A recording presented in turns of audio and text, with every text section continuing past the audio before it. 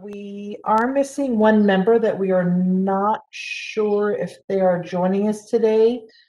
Did you want to wait or did you want to get started? Who is it that's missing? Because I just missed a phone call. That might be the same person. Mr. Sanchez. It is. So let me mute for a second and call him right back and see Oh. what's going on. Okay, sounds good.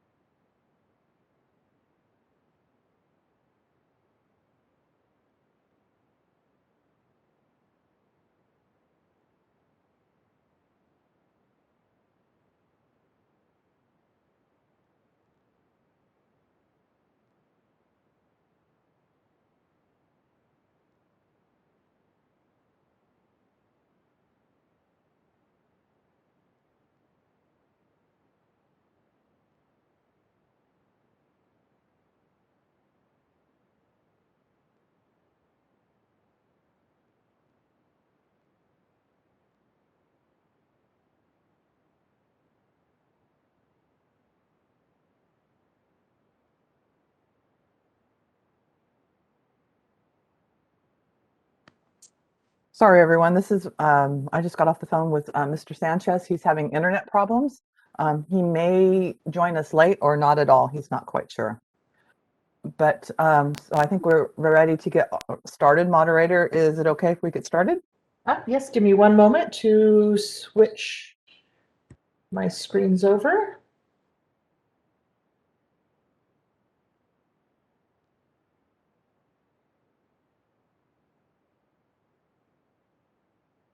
I will begin the recording.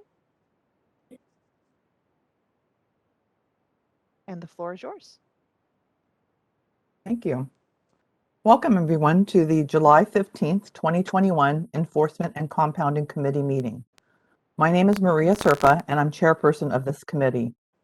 Before we convene, I'd like to advise all individuals observing or participating in the meeting that this meeting is being held consistent with the provisions of Governor Gavin Newsom's Executive Order N-0821. Participants watching the webcast will only be able to observe the meeting.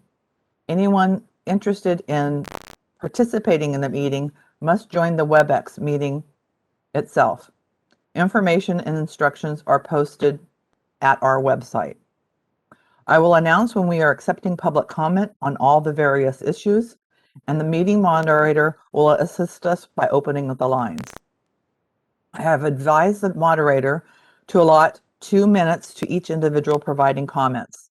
This approach is necessary to facilitate this meeting and to assure the committee has the appropriate opportunity to complete its necessary business. I appreciate everyone's understanding and patience as we navigate this meeting format for our meeting today.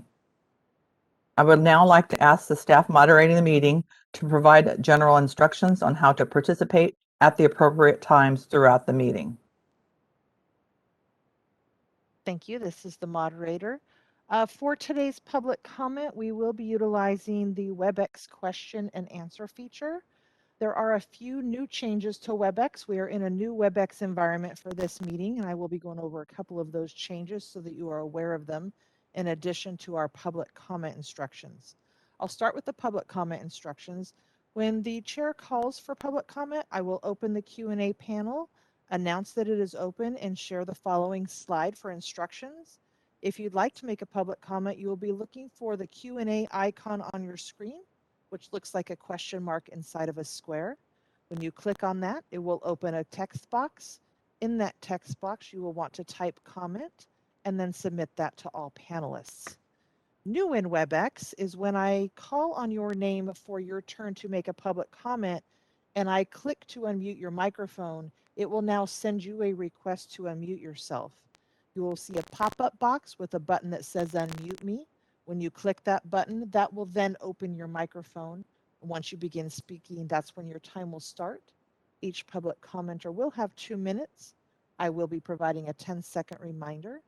At the conclusion of your 2 minutes, I will be muting your line and moving on to the next public commenter.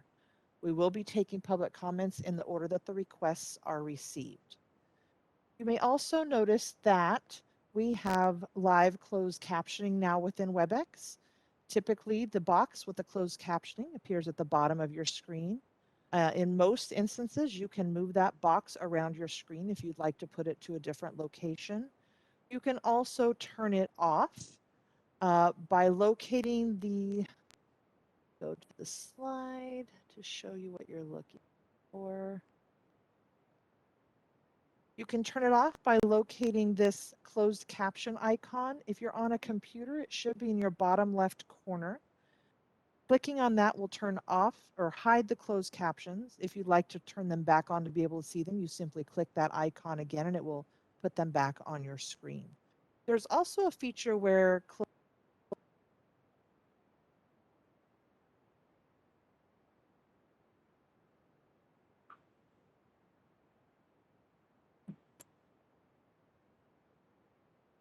I'm not hearing her. Is anybody else hearing her? This is Anne. I believe that we're having some sound challenges and cannot hear you right now.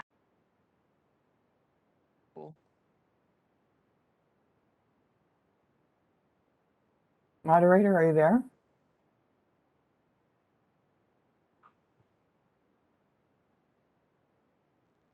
Do we have an assistant moderator with us today also?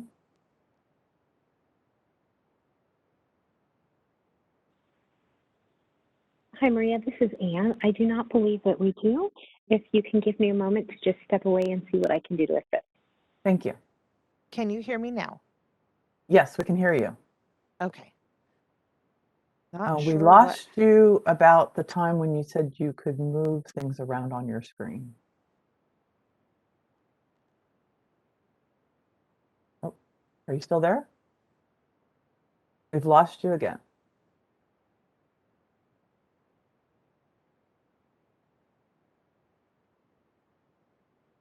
Thank you everyone for your patience. Let's just wait for a minute for the moderator to get reconnected here.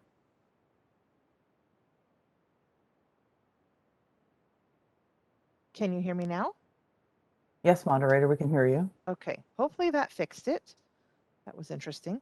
Okay, so you lost me when I said you could move it around the screen, is that correct?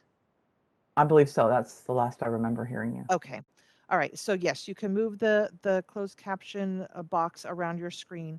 If you don't want to see it at all, you can turn it off by clicking on the closed caption icon. If you're on a computer, that's typically in your lower left corner of your screen.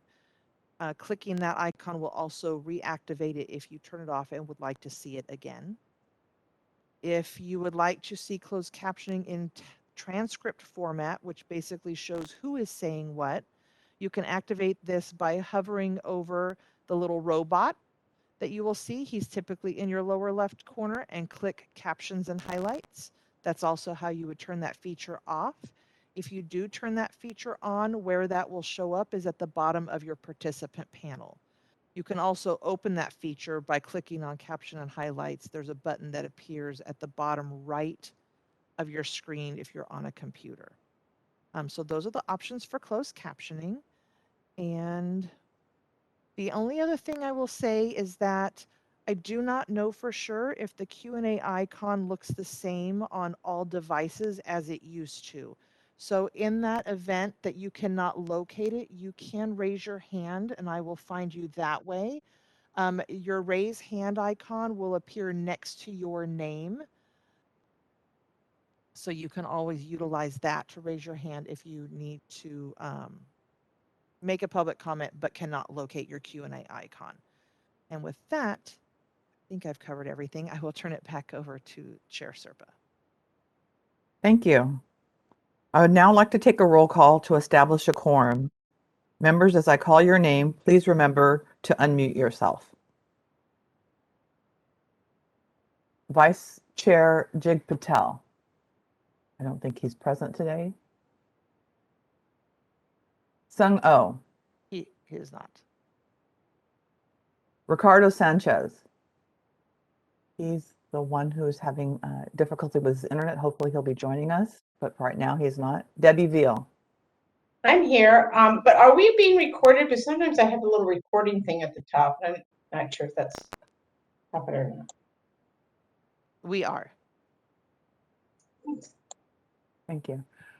So as we have two people not attending, Ms. Smiley and Ms. Sodergren, does this establish a quorum?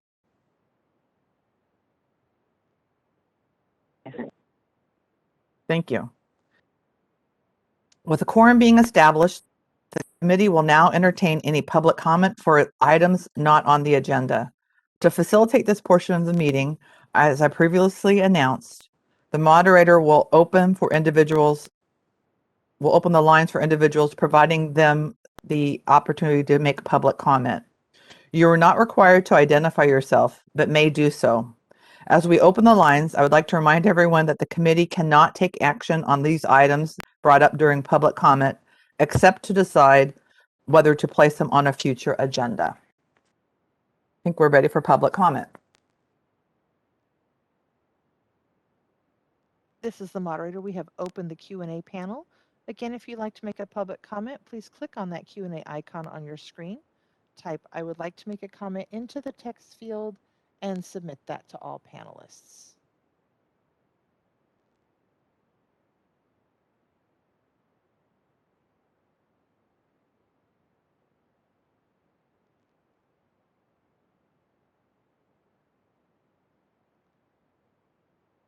And seeing, we have one request from Joe Grisella.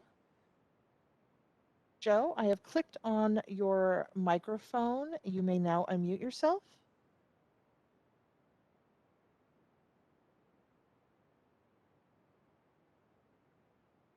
And you would do so by clicking the Unmute Me button when the pop-up window appears on your end.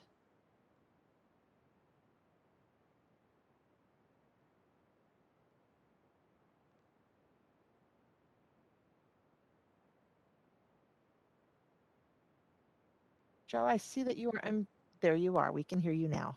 Okay, hi, Joe Grisella.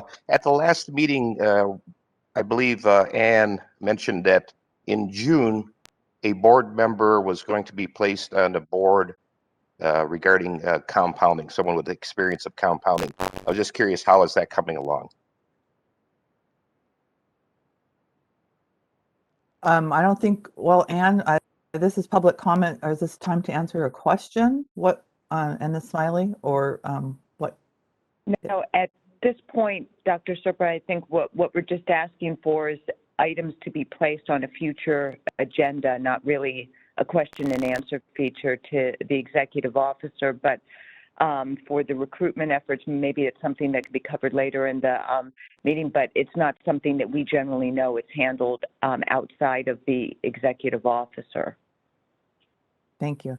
So Mr. Grisella will attempt to get the information to you either sometime during the meeting if it's appropriate for the agenda, or to you outside the meeting as to the status. Thank you. And I probably shouldn't have even said that, but I wanted to make sure you were heard. Any other public comment? No other requests. I will close the panel. Thank you. Okay, we'll move on to item 3, approval of April 22nd, 2021 Enforcement and Compounding Committee meeting minutes.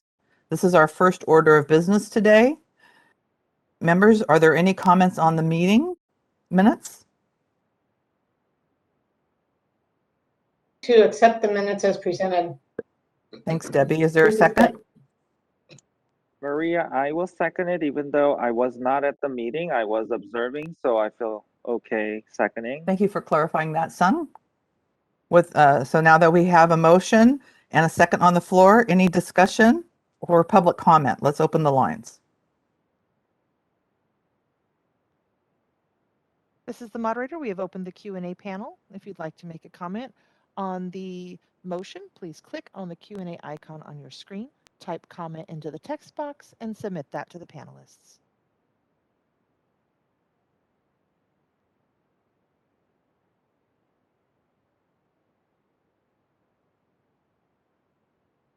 Okay, I don't think we have any comments. Not seeing any. I will close the panel.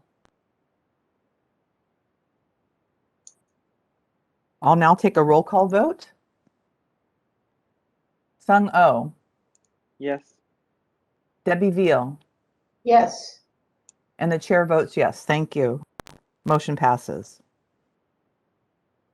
Item 4 on the agenda is discussion and consideration of the committee's strategic goals. Included in the meeting materials is a status update for the respective strategic goals under the purview of our committee. I trust that you've had an opportunity to review the information provided. Members, I do not intend to review each item individually, but I would appreciate any comments or questions you may have on any of the goals or updates. I will also entertain any motions you have to update the recommendations to the board, to provide recommendations to the board to update or change the strategic goal as appropriate. So you will see the strategic goals listed in the chair's report, starting on the first page. And like I said, I'm not going to be going through all of them. We have, let's see, Yeah, Maria, 10 goals. I have a question about one. If you'd like me just to Go ahead and blurt out start, my Debbie. question, Yeah. that would be okay. It's specifically strategic goal 210, review the role and responsibility of the PIC. And in the status from May 2020, the very last sentence says the committee agreed during thorough discussion that the role and responsibility of the PIC would be discussed with the review of disciplinary guidelines. I kind of see those as two like really different activities. And I was not on the committee at that point in time. I don't know if you can expand upon that, because I feel like it almost puts like a negative spin on the PIC to do it as part of the disciplinary guidelines. But or was it like there was going to be a meeting and we're going to have like two topics we were going to evaluate? One was disciplinary guidelines and one was responsibilities of the PIC. Could you just clarify that for me, or if you know? Or I'm not sure what the discussion was back in 2019.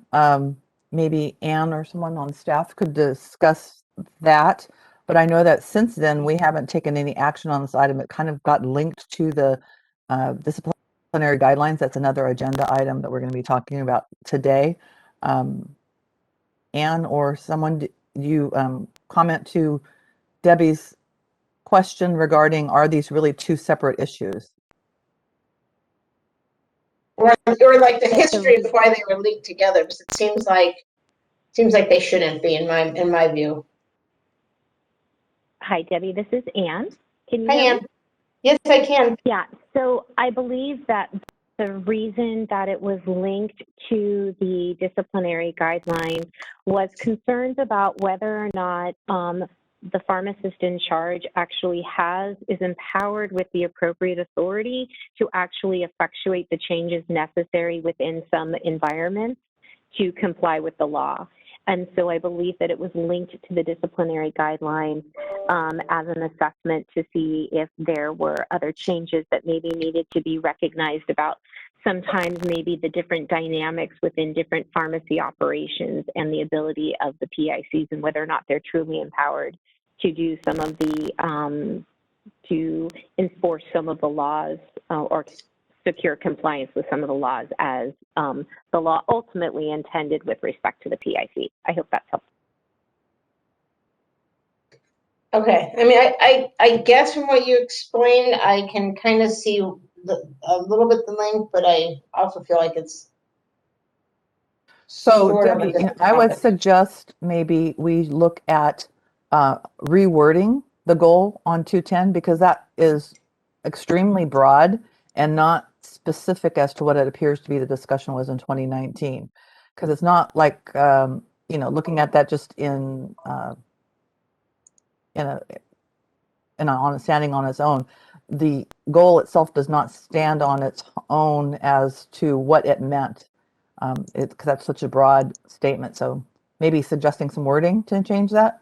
Review the role and responsibilities of the PIC in light of or in respect to. What do you think? Yeah, I think that's a great idea. And actually Anne had like the right words in light of her respect to their ability to implement change is not the right If they word. ha- but- if they have the autonomy, right, autonomy to do their And what was the word you used? empowered. Empower? Yeah. If they were I like empowered. Do you like that song? I like that Review the word. That's a roles- good word. Yeah. Empowered. Review the roles and responsibilities of the PIC to So we have to be careful here because the law is very specific that the PIC Yeah. is the responsible party. The issue that was being discussed in the public is that they often don't feel empowered in their employment role. So keeping in mind what the law requires. So we can say that review if the PICs has enough autonomy to perform their roles and responsibilities. I'm not quite sure that's something that's under the purview of the board because the board demands that already. So maybe something a little bit different.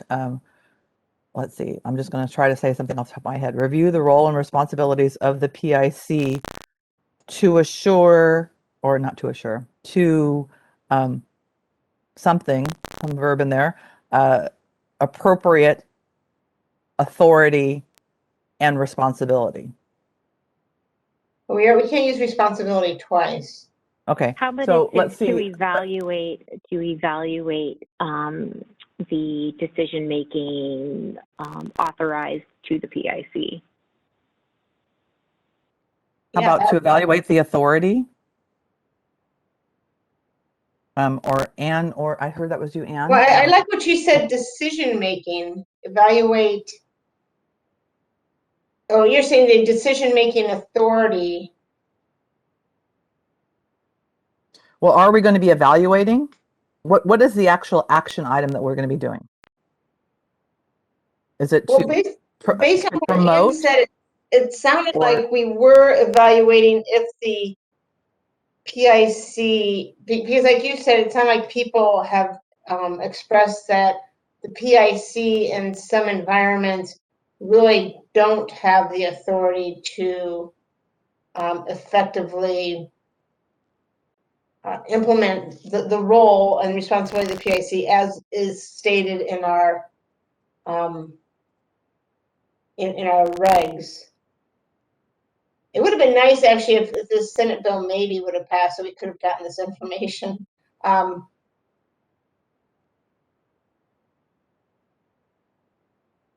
So I mean, isn't that what we are evaluating? Yeah, I mean, I think where we need to go is just to evaluate if they have. How about if we evaluate the roles and responsibilities of the PIC in the community pharmacy environment today, or something like that, so that. So I think one of the things that's on here is we, I was hoping just to clarify this and not to expand it. So, Okay. So unless we decide that we want to expand it, but if we were just clarifying that we are not doing any evaluation, we're not doing any measuring, we're not doing any at this time. So if we put that in the goal, that'd be something that we would have to assume is a new role and a new responsibility. Well, I'm using the words again, but a new function of meeting this goal. Well, the way I understood it and I was really brand new to the committee when they did mention a little bit about this, and then Anne reminded us today, was to review the current status to assure that pharmacists in charge have the authority to meet the legal needs of being PIC. So I'm Not okay with to that. not to get involved with the employee-employer Yeah, relationship. no, I'm actually okay with what you just said. I forgot what I said. I so. know, it was so good, though. I was thinking I should be writing this down. So Anne or Eileen, did you have any input on? Do you remember what I said, or can you I'm sorry, I update didn't a remember. little bit? Hi, this is Eileen. Can you hear me, Dr. Serpa? Yes. Okay. I didn't write down exactly what you were saying, but maybe it's something along the lines of review the role and responsibility of the PIC and any impediments in different pharmaceutical settings that may impede their ability to ensure compliance with California law, or something along those lines. This is Anne. I apologize for the interruption. I believe what Maria said is to review the current status to ensure the PIC has the authority to meet the legal needs to be the PIC. Thank you, closed captioning. Oh, Oh, so let's say that again. So can yeah, you I repeat that one I more did. time, Okay. Anne? Yes. Review the role and Review the current, it's to review the current status to ensure the PIC has the authority to meet the legal needs to be PIC. Okay, I'll make that my motion. Are we, okay, thanks, Song. Are we motioning this for, since we're about ready to go into strategic planning, are we making this like a motion so we kind of recommend to the full board that we modify this, or are we modifying it as it sits? Maria? Currently, we would make the recommendation to the board to consider changing the goal. Okay, so that, yeah, so I would, I'm not That- sure my if that would be done at recommendation the is- next board meeting or at strategic planning, but it would be going to the board. okay, so yes. Okay. That would be my intent. Are you agreement, Song? Yes. I believe we will make a recommendation, and then we will still vote to make the recommendation at the board meeting, and then we will talk about it at the strategic planning session. That's great. That's President Sun would make those decisions, and so that sounds like that's where he wants to go. Rather than vote on multiple motions, let's put that as the first part of the motion. That Okay. change. Any other comments on the other strategic goals? I had no others. Thank you, Debbie. Sung, any comments? I'm good. Thank you, Maria. Okay. And the chair has no additional comments. Therefore, Debbie, did you formally make a motion or did you just agree? I think I formally made a motion, but please don't make me Don't make us repeat it because I didn't repeat write it down. Okay. So having the motion on the table, do we have a second? Yes, I'll someone second it. Second it. Yep. Okay. And so we're ready for public comment.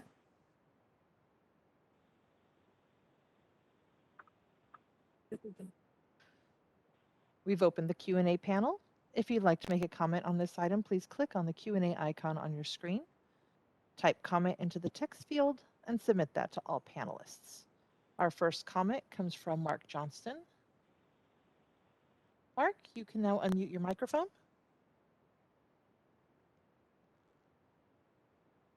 Mark Johnston. Hello, this is Mark Johnston. Can you hear me? We can hear Yes, you. we can. Okay, thank you. This is Mark Johnston from CVS Health. But honestly, CVS doesn't have a position on this. You know, I think it's healthy to talk about strategic initiatives, and it's the time to, think broadly and discuss everything. You know, in my role at CVS Health and in my prior role as the executive director of the Board of Pharmacy and on NABP's executive committee, I'm overly familiar with every state's law. And, you know, to provide an analogy, one time I was remodeling my house and I was thinking within the box, and a friend of mine said, hey, remove that wall. And it just opened up the entire house when we did that. There are states that don't require a PIC. There are states that have never required a PIC. In those states, CVS Health, and I assume others, have always named a PIC, but in those states, the Board of Pharmacy holds the pharmacy permit, the owner, the license, responsible for what in California you may hold the PIC responsible for. Just a thought, maybe the board could consider that, some states consider the PIC the fall guy and have changed their line of thinking. Again, not sponsored by CVS Health, just thought I would point that out. Thank you very much. Thank you, Mr. Johnson. And seeing no further requests, would you like me to close the panel? Please do. Thank you. It is closed. So we're ready to call for the vote. Sung Oh, Debbie Veal, Yes.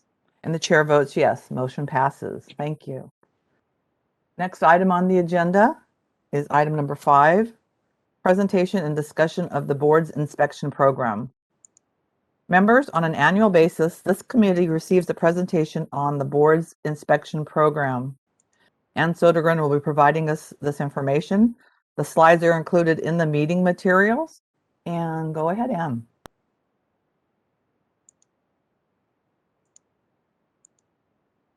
Thank you, members, for the opportunity to provide an update on the board's inspection program. Next slide, please. So why do we inspect? Simply put, it's all about consumer protection. Although I think sometimes people think that the board's inspections is about discipline, or that the board's focus on consumer protection always equates to discipline, that's really not the case. And one key component of consumer protection is education, right? And we spend a lot of time focusing on education. So it's to that end, inspections really provide a significant opportunity for education as part of the inspection process. In fact, the board established a policy goal to inspect all pharmacies every 4 years, and that was really intended to emphasize the importance of the inspection process and how it can lend itself to a very unique educational opportunity. So inspections provide staff, our field inspectors, with the opportunity to not only observe and evaluate for compliance of the licensee, but it also really provides an important opportunity for education and communication with the licensee. Next slide. So these are the typical items that an inspector is going to review and observe during the inspection process. The committee has previously received a presentation on the inspection process. We also do have the online video for licensees to watch for anyone that is interested in learning more about the specifics of the inspection process. But in general terms, the first thing we're going to be doing is making some observations. And typically, we're not even going to announce that we're there, but we're going to be assessing what is happening in the pharmacy. And so this slide kind of details some of those areas that we're going to be observing for. As we go to the next slide, as part of the inspection process, we're also going to be asking to see a lot of information, because we're going to be looking at those to confirm compliance with various aspects of pharmacy law. So if you listen to our presentations or you've watched the video, a lot of inspectors really suggest that people have like an inspection toolbox, and you're going to be keeping a lot of these records and everything readily retrievable, and it's found to be a pretty helpful tool for people. Next slide. So when we're in the pharmacy, we're going to be assessing the physical state of the pharmacy, as well as maybe checking items in the will call area. We're going to be really looking to, we're really looking at everything that is happening in the pharmacy, and then checking various items. Next slide. As I talked about at the beginning, we really do try to use this as an educational opportunity. So we do standardize some of the discussion points that inspectors are going to be covering.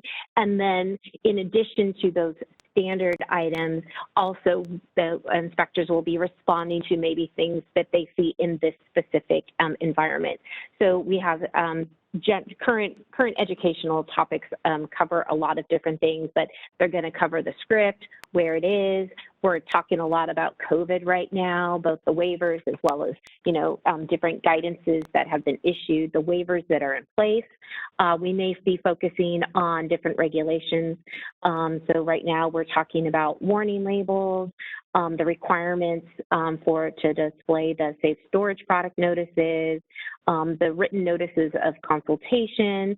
We're still doing a lot of education on the inventory reconciliation requirements. So those are just some of the items that we talk about. We do try to standardize to ensure that at a minimum, we know that licensees that have had an engagement through the inspection process have covered basic items. So we do try to ensure that standardization, and typically these items are memorialized in the inspection report as well under discussion. So now that we've next slide, please. Now that we've had an overview of the process, granted 50,000-foot view, but hopefully you have a flavor, let's dive into some of the numbers. So as indicated on the slide, board staff performed over 2,800 inspections during the last fiscal year, which I have to just say I think is fantastic, especially given that we have been operating in a pandemic for well over a year. And we actually suspended in-person inspections during various periods of COVID as the conditions warranted. So you'll also notice that we did desk audits. I'll talk a little bit about desk audits as well, but that is kind of the process that we were using to assess primarily sterile compounding and outsourcing facilities when we were unable to actually do a physical inspection. Next slide. So we're also breaking down the inspections by visit type. So when you look at this slide, you're going to notice that we have different types of inspections that are categorized. So we have routine pharmacy inspections.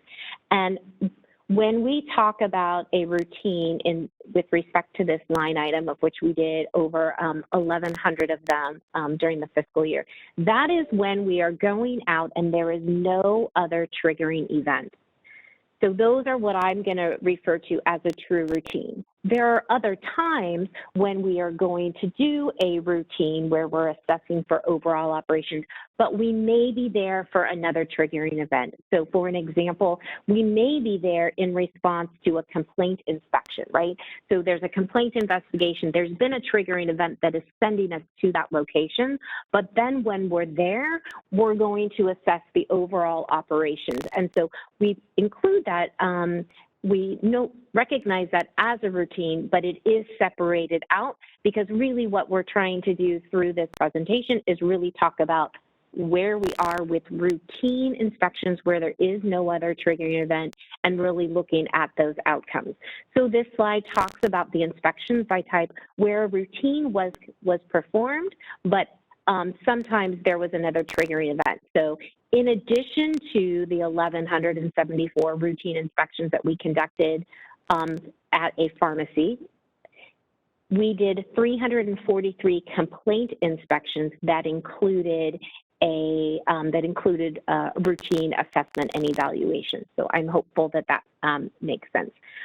As I indicated, we did use the desk audit process. So you'll see those numbers listed under compounding inspections, and on the next slide you'll see it as well.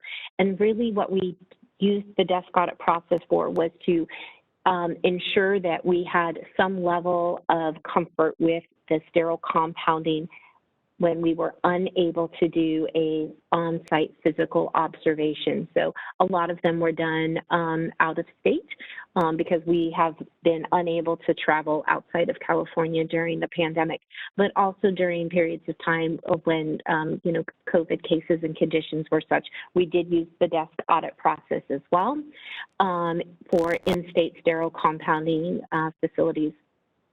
Where you see desk audits for compounding under new, those were typically when we already had some sort of a relationship with the licensee or there was a change of ownership or location. Those were typically the times when we would use a desk audit. And again, it was really all about what the conditions were at the time, balancing that with the interest of patient care. And in such cases where we used a desk audit in lieu of an in-person inspection, those were always done through the waiver process where the board president would then be considering the staff's recommendation to either issue or renew the license without the physical inspection. Next slide, please. So this is additional information about the different other types of facilities where we did a routine as part of the overall inspection. So when you look, the total number of inspections completed was a little over 2,900. Next slide, please. So the board has over 6,400 licensed pharmacies. And of those, the board conducted routine inspections in 1,654 in fiscal year 2021. So approximately 25% of the licensee population received a routine inspection. When we go to Hey, Ann? true routines, but Ann, can I interrupt you? Are we on a slide ahead of you right now? Because I feel like the slide we just saw was what you're talking about. Yes, you are. Thank you. Thank you. So we completed over 1,100 true routine inspections, and then an additional 480 where there was the routine inspection that was conducted at the pharmacy, as I kind of discussed as well. Next slide, please. So now we're going to kind of drill down a little bit further to those true routines and what those outcomes showed. So when we look at the true routine inspections, again, meaning that the inspector was there solely for the purpose to perform an inspection, no issues were identified in 58% of the pharmacies. In addition, there were corrections ordered in about 41% of the pharmacies, and less than 2% were actually issued a notice of violation. So that's really significant. That shows that in general, there's good compliance, right? That's I think it's fantastic. And again, this routine, we are observing what's happening. We're not there doing a for-cause inspection, if you will. Sorry, that's not really our term, but I'm using it for purposes of demonstration. But it really does show that in general, pharmacies are doing a great job right now. And corrections, when we issue orders of correction, it's an easy way for us to ideally be able to secure compliance through something. But of course, I do need to note that corrections, not all violations that are identified lend themselves to corrections. And that's when you're going to really see that a notice of violation was issued, right? That the egregiousness or the seriousness of what was identified really warranted more than just a correction. So if we could go to the next slide, please. So this talks about this talks about the top corrections that are ordered during a pharmacy inspection. And I just want to take a minute to kind of talk about the fact that, so you can read the slide, so I'm not going to go into a lot of detail about it. But, sometimes members, you may hear about, someone received a violation, or I don't know, let's talk about, we'll pick the inventory reconciliation report, right? So you notice on here that that's a correction. Sometimes that same violation could result in the issuance of a citation and fine, or it could result in formal discipline. We have to remember that there's a spectrum of compliance, right? So the dirty sink is one picture, right? But the dirty sink, no running water, mold everywhere, that's kind of on the different end of the spectrum. So when we look at these, we need to kind of be mindful of, we're giving you kind of what the violation was, but that's really just kind of the title. We have to recognize that there is a spectrum on what the level of compliance looks like. And are these listed in hierarchical order, so the most common one is top?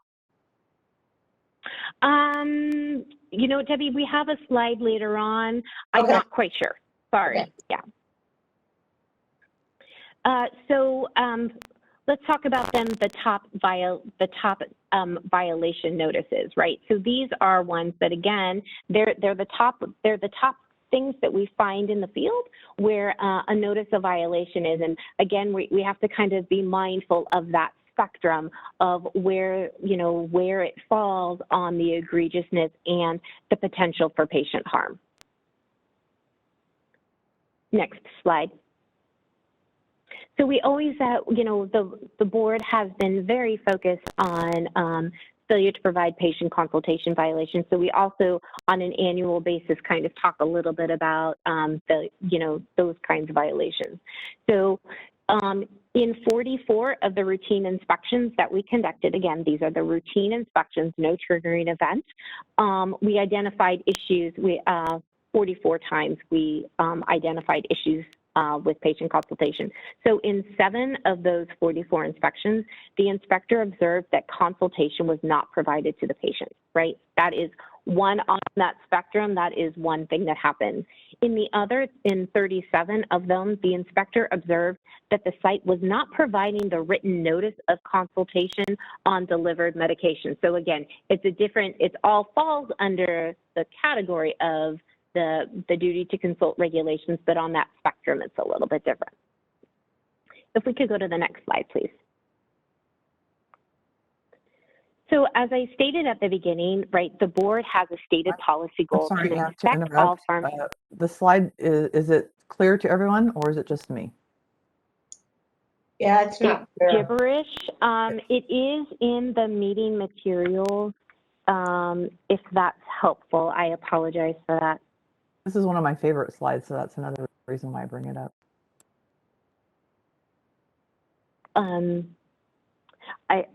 Sorry about that. I don't know how to fix that. So I'm just going to talk through, and then if people have questions about some of the numbers, I'm happy to call them out if that's helpful. The board does have a stated policy goal to inspect all pharmacies at least once every 4 years. And this slide, it really does show the progress that staff have made in meeting the goal. And I want to note there's significant improvement in all areas, but I just really want to highlight where I believe the most significant data point is the reduction in the number of pharmacies that have not been inspected. So if you look, I don't know, last year when we gave this presentation, there were over 2,000 pharmacies that had never been inspected, right? So last year, right, we were in the pandemic, but we had a lot of the year without the pandemic. There were over 2,000 that had never been inspected. I am so pleased to report that at the end of this fiscal year, that number has decreased to 1,193. And through a pandemic, I am just very pleased to see that number dropping so significantly. I do believe that as we begin our routine inspections for this upcoming fiscal year, we are going to continue to target those oldest ones first and really try to eventually, hopefully that line item is not even going to be on the slide. You're not even going to have to hear me talk about it, and you're going to continue to see progress. But I really wanted to highlight that because I think that that is, especially in the time of a pandemic, I think that that is fantastic and really helping move the board closer to its policy goal. And I'm sorry to interrupt again. I think we're having a problem with the slides. Loading it. I fixed that slide and I'm reloading it. Okay, thank you. So the slide does say break now, but we're not going on a break. So thank you. Oh, that looks perfect. Thank you very much. Anne, your slide looks nice. Sorry about that. We're talking about routine inspections for purposes of this presentation, really. But what I do want to say is that if we factor in all of the other types of inspections, the board has visited about 80% of all of its licensees that have been licensed with us since January of 2013. So that's right. I feel like we're not quite there yet, but I feel like we're getting really, really close to where we need to be. And I'm confident that, over the next couple of years, we're going to continue to make progress and really meet the goals. Maria, I know you had said you liked this slide. Was there anything that you wanted to discuss? No, just that last year we had a significant discussion, and you mentioned as you did your introduction that our goal is to inspect all licensed pharmacies every 4 years. And this year's there have been great strides in achieving that goal. And so I really do appreciate you and the staff prioritizing those older sites. Absolutely. And Debbie, I apologize. My hierarchy slide is in the next presentation on the citation and fine. I don't believe that this is categorized by most common, but I would be happy to report back to the committee on the slide about the top corrections. Sorry, I got it mixed up with the next presentation I'm giving. I apologize. So with that, are there any questions that I can answer? No, I thought you did a great job. Thank you. Thank you, Anne. Before we move on to public comment, I'd like to remind the board and members of the public that the board does have an educational pamphlet on preparing for a board inspection. This is posted on the board's website. It's an excellent tool to review periodically and lists a long list of things to do and to be prepared for an inspection when the inspector does walk in your door. Since we do not have any member comment at this point, I think we're ready for public comment. This is the moderator. We've opened the Q&A panel. If you'd like to make a comment on this item, please click on the Q&A icon on your screen, type comment into the text field, and submit that to all panelists. Our first comment comes from Stephen Gray. Steve, you should be able to unmute your microphone now.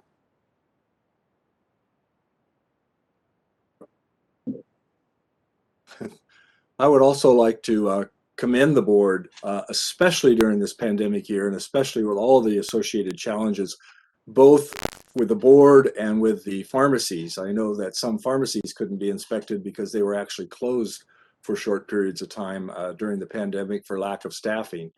I think it's important to clarify for the board members that this report is excellent, but I don't think it includes all of the types of facilities that the board licenses. And I think that the board would be well served to have a report periodically, at least on an annual basis, with the same information regarding the inspection of board licensed clinics, wholesalers, outsourcing facilities, et cetera, because those are a growing importance to the responsibilities of the board and to protect the public, as identified, for example, in the federal legislation on pharmaceutical security and quality. That has been, the board was the leader in the nation on making sure that, counterfeit drugs were not in the system, et cetera. So I would recommend that the enforcement committee ask for a future if they could have the same type of information on other licensed facilities. Thank you very much. Thank you, Dr. Gray. Anne, did you want to make a response? So we do have some of that information included in the presentation, but we'd be happy to augment if the committee so desires. We do have the inspections by visit type, and we did break down, those routines that are done in wholesalers, 3PLs, clinics, those kinds of things as well. But happy to go into additional detail in the future at the committee's request. Thank you. And I also wanted to draw the attention to everyone that those license categories, not specifically speaking to Dr. Gray's question, but are listed in the enforcement statistics, and they're listed in the licensing committee statistics, the different license categories. Again, not specifically to Dr. Gray's comment about including something in the annual report of the inspection program. Thank you. Anne, anything else?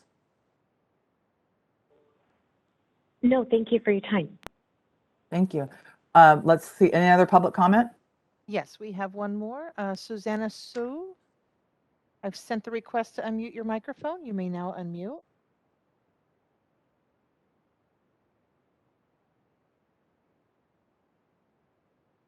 And you can unmute by clicking the unmute me button when the pop-up window appears on your end.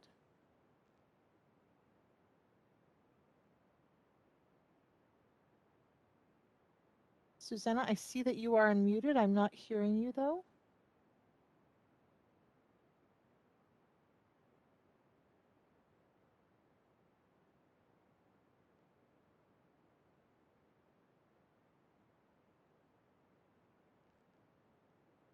Okay, it appears Susanna may be having some audio technical challenges. She did submit her comment in lieu of that since she's having some technical difficulties, and I can read it. Her comment is, can you comment on inspection of clinics that hold a clinic permit under California Board of Pharmacy? Will there be a sample inspection checklist available on the Board of Pharmacy website?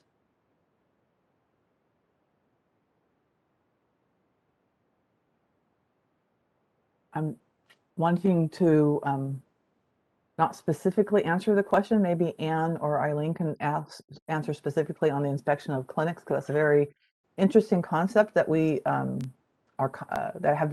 we are discussing and will be discussed at a future meeting also. But having separate checklists, I think what you see right now is that the checklist that Anne went over and that's on the board's website is pretty broad. And some things apply and some things don't. Some things apply to community setting, and some things apply more to the acute care setting. But you look at the checklist that's available now, it's kind of broad. Anne, did you have any additional comments either on the checklist or the specifics to the clinic permit? No, Maria, thank you. Thank you, Ms. Sue. I think that you will be hearing more information regarding all license categories in the near future too. Any other public comment? No other requests at this time. I will close the panel. Thank you. Thank you, Anne, for your great presentation, but don't go too far. We're moving on to item number 6, presentation and discussion on the board's citation and fine program. We will now receive our annual presentation on the board's citation and fine program. You can see that these presentations go hand in hand. Again, the slides are in the meeting materials and will be presented on the screen. Go ahead, Anne. Thank you. Thank you again for the opportunity. As I start the presentation today, I just want to remind members that the board has various tools in its toolbox, if you will, to resolve an investigation.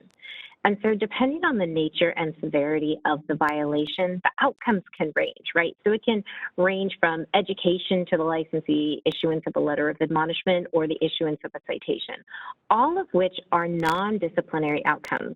When the board takes disciplinary action, it is done under the provisions of the Administrative Procedures Act. So I just wanted to kind of remind everybody that a citation is not discipline. So thank you for that little indulgence. Next slide, please. So I'm not going to go over it, but there are various laws that really guide how the board executes its citation and fine program, and they are detailed in the chair report. Next slide, please. So as indicated, the board uses its authority to issue citations to deal with significant violations, but those violations that do not rise to the level that warrants removal or restriction of the license. Generally, the board's authority is up to $5,000 per investigation. However, there are some violations where the board's authority extends to $5,000 per invoice, for example, or in the case of purchasing from an unlicensed entity, or in the case of internet prescriptions, it could be up to $25,000 per violation. Next slide. So in addition to members providing guidance through committee meetings such as these, the board president and the board vice president does provide guidance to staff on closed citations. And again, it's just policy guidance. In addition to both of those operations, the board has really laid out its policy in the factors that are to be considered through regulations. So really, you all as the policymaker have determined what those factors should be when considering how to assess a fine, and those are in CCR 1775.2. Next slide. So 50,000-foot view of the process, right? So an investigation is initiated. We do the investigation is completed.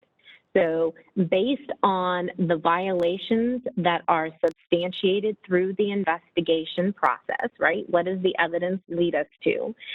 the inspector writes a report. The inspector does not offer a recommendation, but does indicate what the findings were.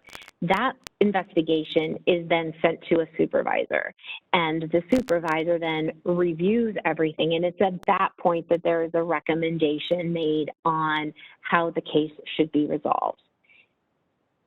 After that supervisor review, it then goes to a second level of review. And that second level review is a review done by the chiefs of enforcement, the assistant executive officer, and the executive officer.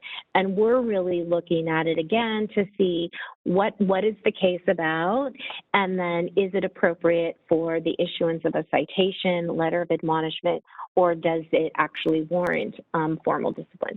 So we're trying to be very mindful of the impact on actions that are taken by the board. We strive to be consistent where we can, and we use kind of that second level review as the way to really effectuate that. We issue citations. So if that second level review determines that a citation is appropriate, we're going to make a decision whether or not it should be a citation issued with or without a fine, and what that fine amount should be, as well as whether or not there should be an abatement. And if there is an abatement, are we making it mandatory or voluntary? So once the citation is completed with the fine, or the fine is if the abatement is accepted, the matter is considered resolved. However, licensees absolutely have the right to appeal, and they can appeal to either an office conference or they can appeal to the Attorney General's office. So someone can absolutely select to just go straight to the AG's office. They don't, but they have both options available to them. You could go to the next slide, please. So this is just a historical look at where we are. You will note that there is a bit of a downward trend in citations. Next slide. Thank you. So the processing times, this talks about the processing times, and this is from the initiation of the investigation through the issuance of the citation and fine. So you're going to notice that there's been a significant increase. I do anticipate that you will see improvement during next year's presentation as we are able to fill some vacancies that we unfortunately have right now. Next slide.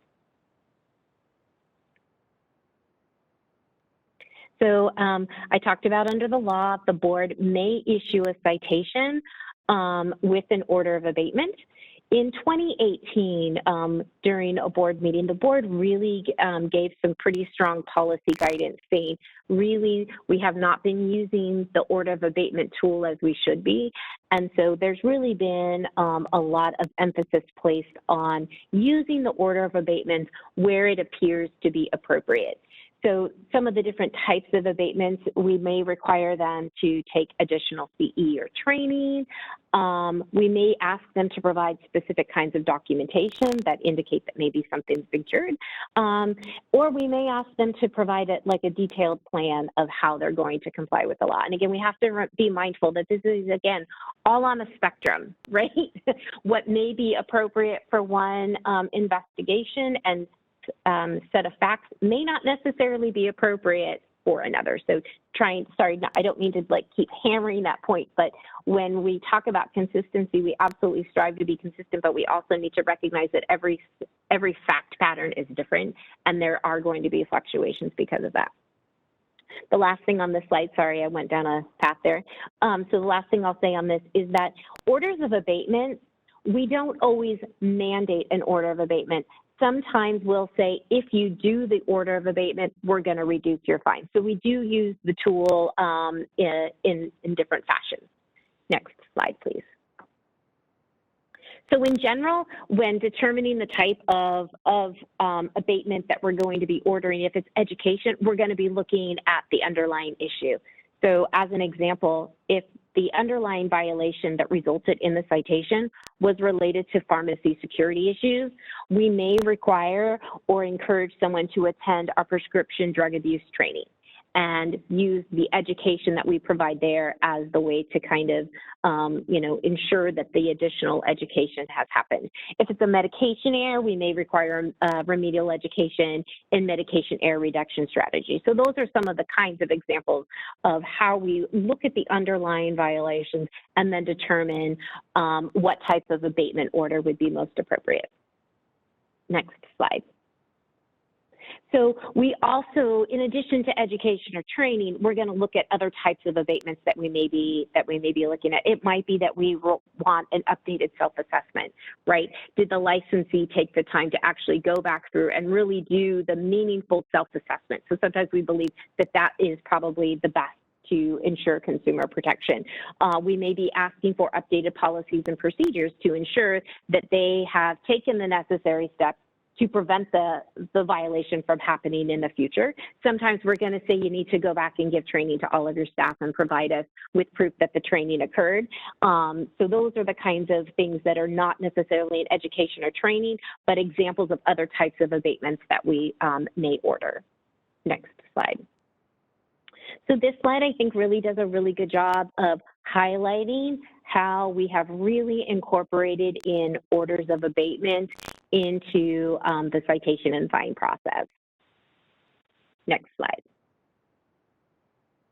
So I would say, so this tells you the orders of abatements that have been issued and then those that are satisfied. I would say that the majority of abatements that are ordered are primarily to pharmacists.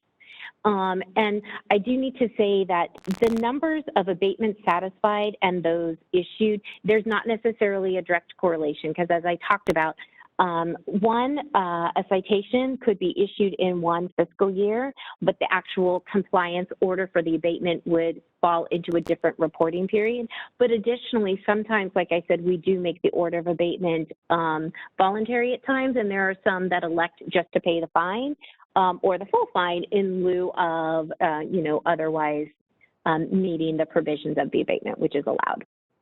So, Anne, to that point, if someone has, what I'm trying to get at is what percent of the abatements do we actually see satisfied? So, you know, taking out the people who decided just to pay the fine, kind of normalizing for the different years, do we see a pretty high percent of the abatements satisfied at the end of the day? Yeah, Debbie, I'd have to get the exact stats. Unfortunately, our reporting system is not super robust at this time. I'm trying to remember when we looked at it last time. It was not, I was surprised at the number that shows just to pay the fine, actually. But I am happy to get that data point and send it. I believe that we are finding more people are complying. But the other thing I will say, Debbie, is we were far, when we were implementing the orders of abatements initially, we did not necessarily always require compliance. And I do think with more frequency, we are now requiring the order of abatements. So we're setting the fine lower instead of like offsetting it. We're setting the fines a little bit lower and requiring the order of abatement. But we'll make a note to get you that data point. Thank you. So the next slide. So when we look at violations that lend themselves to abatements, because not all of them are going to, right? So this talks about, you know, if we're looking at the violation and the pharmacy was not, you know, clean and orderly, we maybe require pictures to demonstrate that they have actually, you know, cleaned up. If it's a security thing, I talked about the fact that we may require CE. If it's violations that like related, unfortunately, to like immunizations, we may require someone to go back and do additional training. Compounding, it's pretty common for us to require additional training in either USP 795, 797, depending on the type of compounding and the violation. Next slide, please. So I mentioned that licensees have two appeal options. They can either go to an office conference and or a formal appeal, which is resolved through the Administrative Procedures Act, so similar to a disciplinary matter.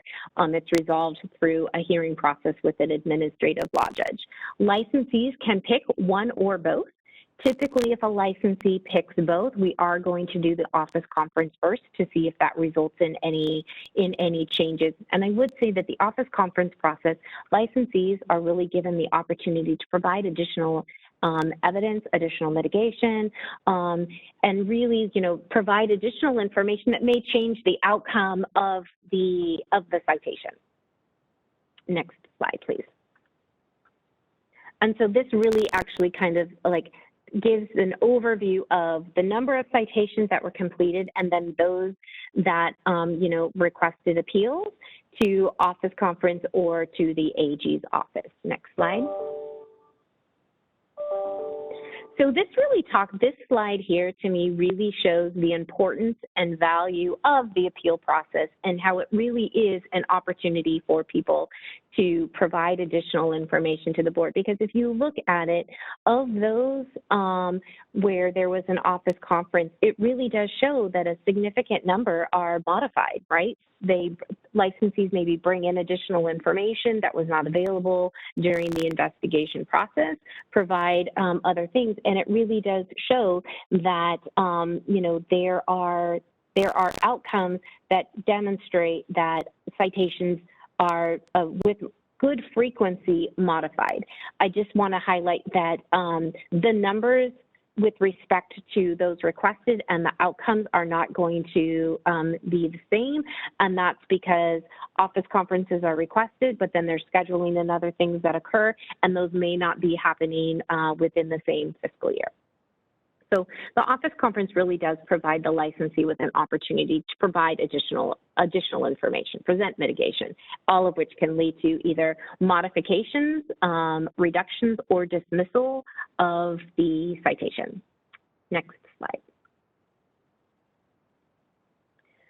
So Debbie, here's the slide that so this talks about the top 10 violations for pharmacies that resulted in the issuance of a citation. So you'll see the number of violations, that's the frequency with which it's found. It's important to note that sometimes someone may be issued a single citation with multiple violations. So this does not, every single one of these numbers does not equate to a citation because someone could have received multiple violations within it. Next slide, please. So this slide shows the top 10 violations resulting in a citation for pharmacists. I'll give you a minute. And next slide, please. These are the top 10 violations for an intern, and you're going to notice that as we move to interns and technicians, there is a big change in the types of violations that result in the issuance of a citation and fine. So in the case of the interns, the top violation is self-use, followed by conviction of a crime that's substantially related, and then violating state or federal law. Next slide. And so similar to the interns, you see the same dynamic with technicians, right? And that makes a lot of sense because a technician doesn't have their own, their own scope of practice or anything else. So when we're looking at violations for technicians, a lot of times it is really about convictions of crimes substantially related, self-use, those kinds of things. Next slide. And again, talking about duty to consult specifically, this is going to give you a comparison of the citations issued for failure to provide patient consultation consistent with 1707.2. And what's interesting about this slide is if we look at the number of citations issued, if you recall back from the earlier slide, the number of citations that we issued is lower over the last fiscal year, but we have not seen a significant decline in the number of citations issued specific to that. But this details out the license types that received those and then the average fine amounts for those. And so with that, I'll go ahead and conclude and be happy to answer any questions if I can.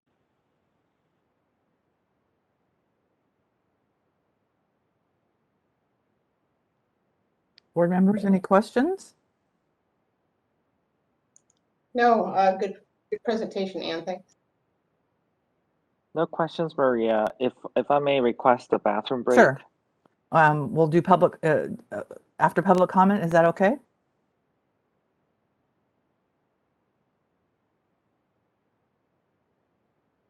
I'm sorry, Sung, is after public comment okay?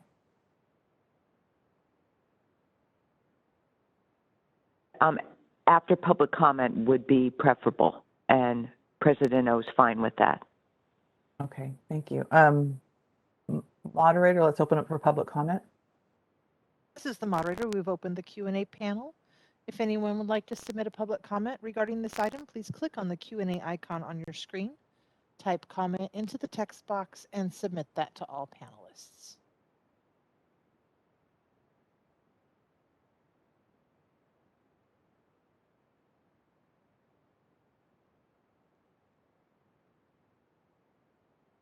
Not seeing any requests. Would you like me to close the panel? Please do, thank you. Thank you, Please Anne, close. for the excellent overview and presentation. Very informative. And as we previously stated, we're going to be taking a 10-minute break. We'll come back at 10:25. Let's take a break. Thank you.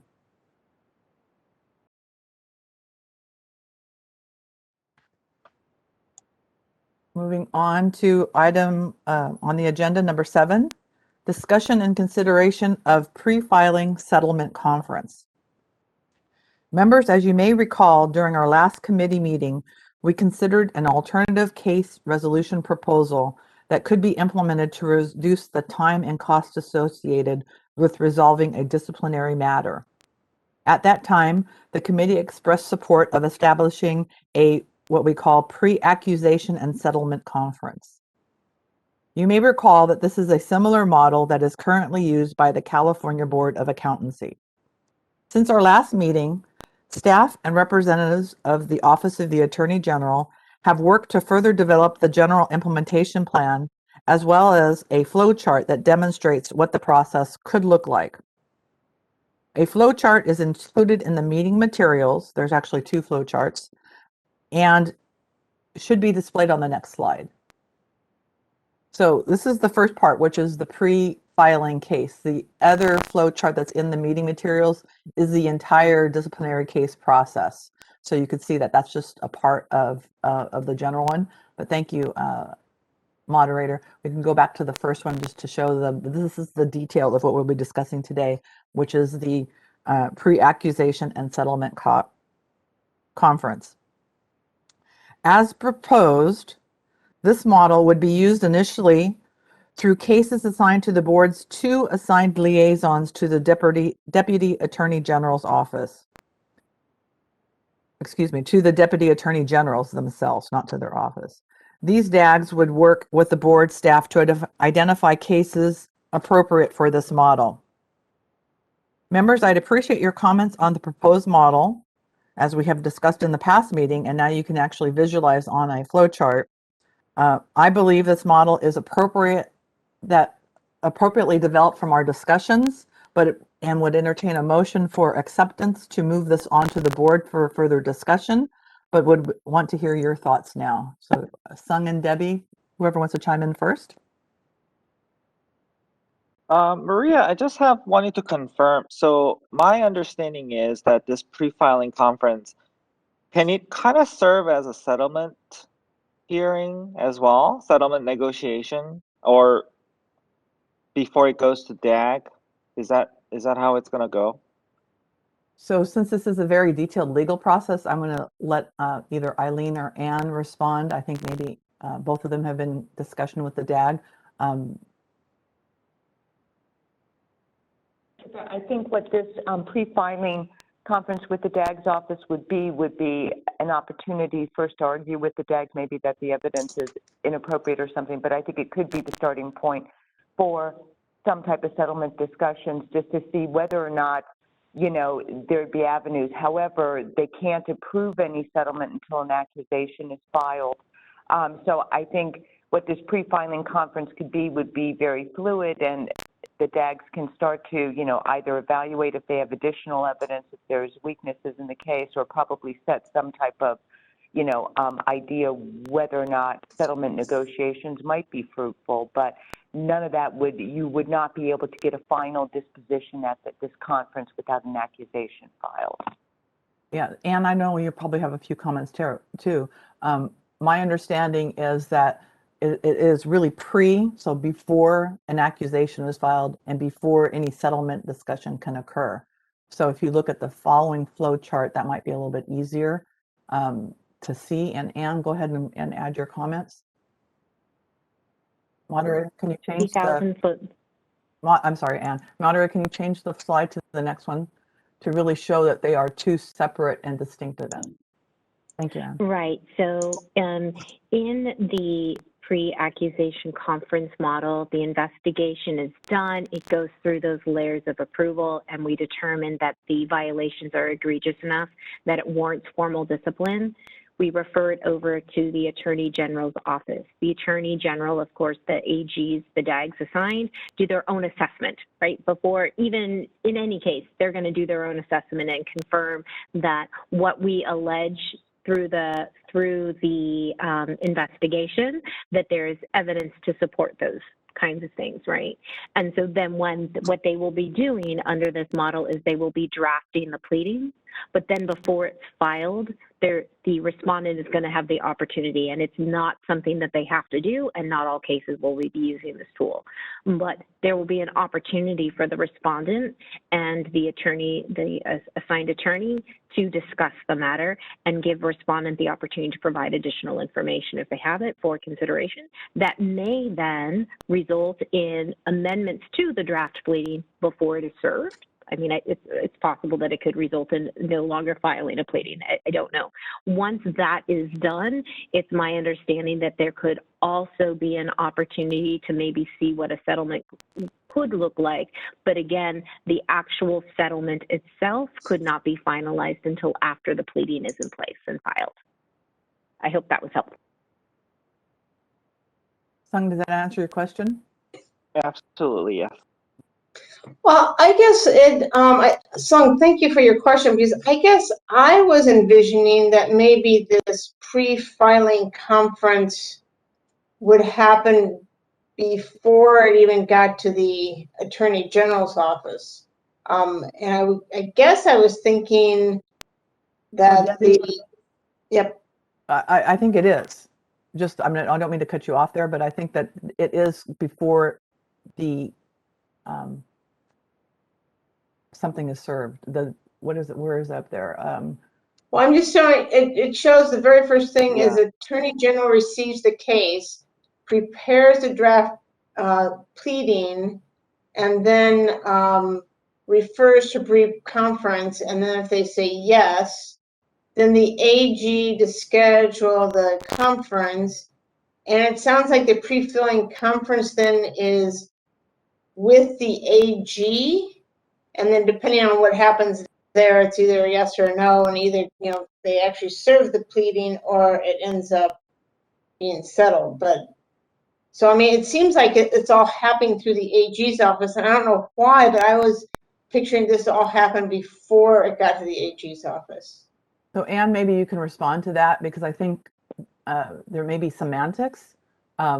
It's not, from what I understand, the AG has to be involved at every step, but it's before there's actually action by the AG's office. So the AG's office is involved, but they haven't had any action until either after the pre-filing conference or there was no request for a pre-filing conference. But that's my understanding. Anne, maybe you can clarify? Yeah, that's correct.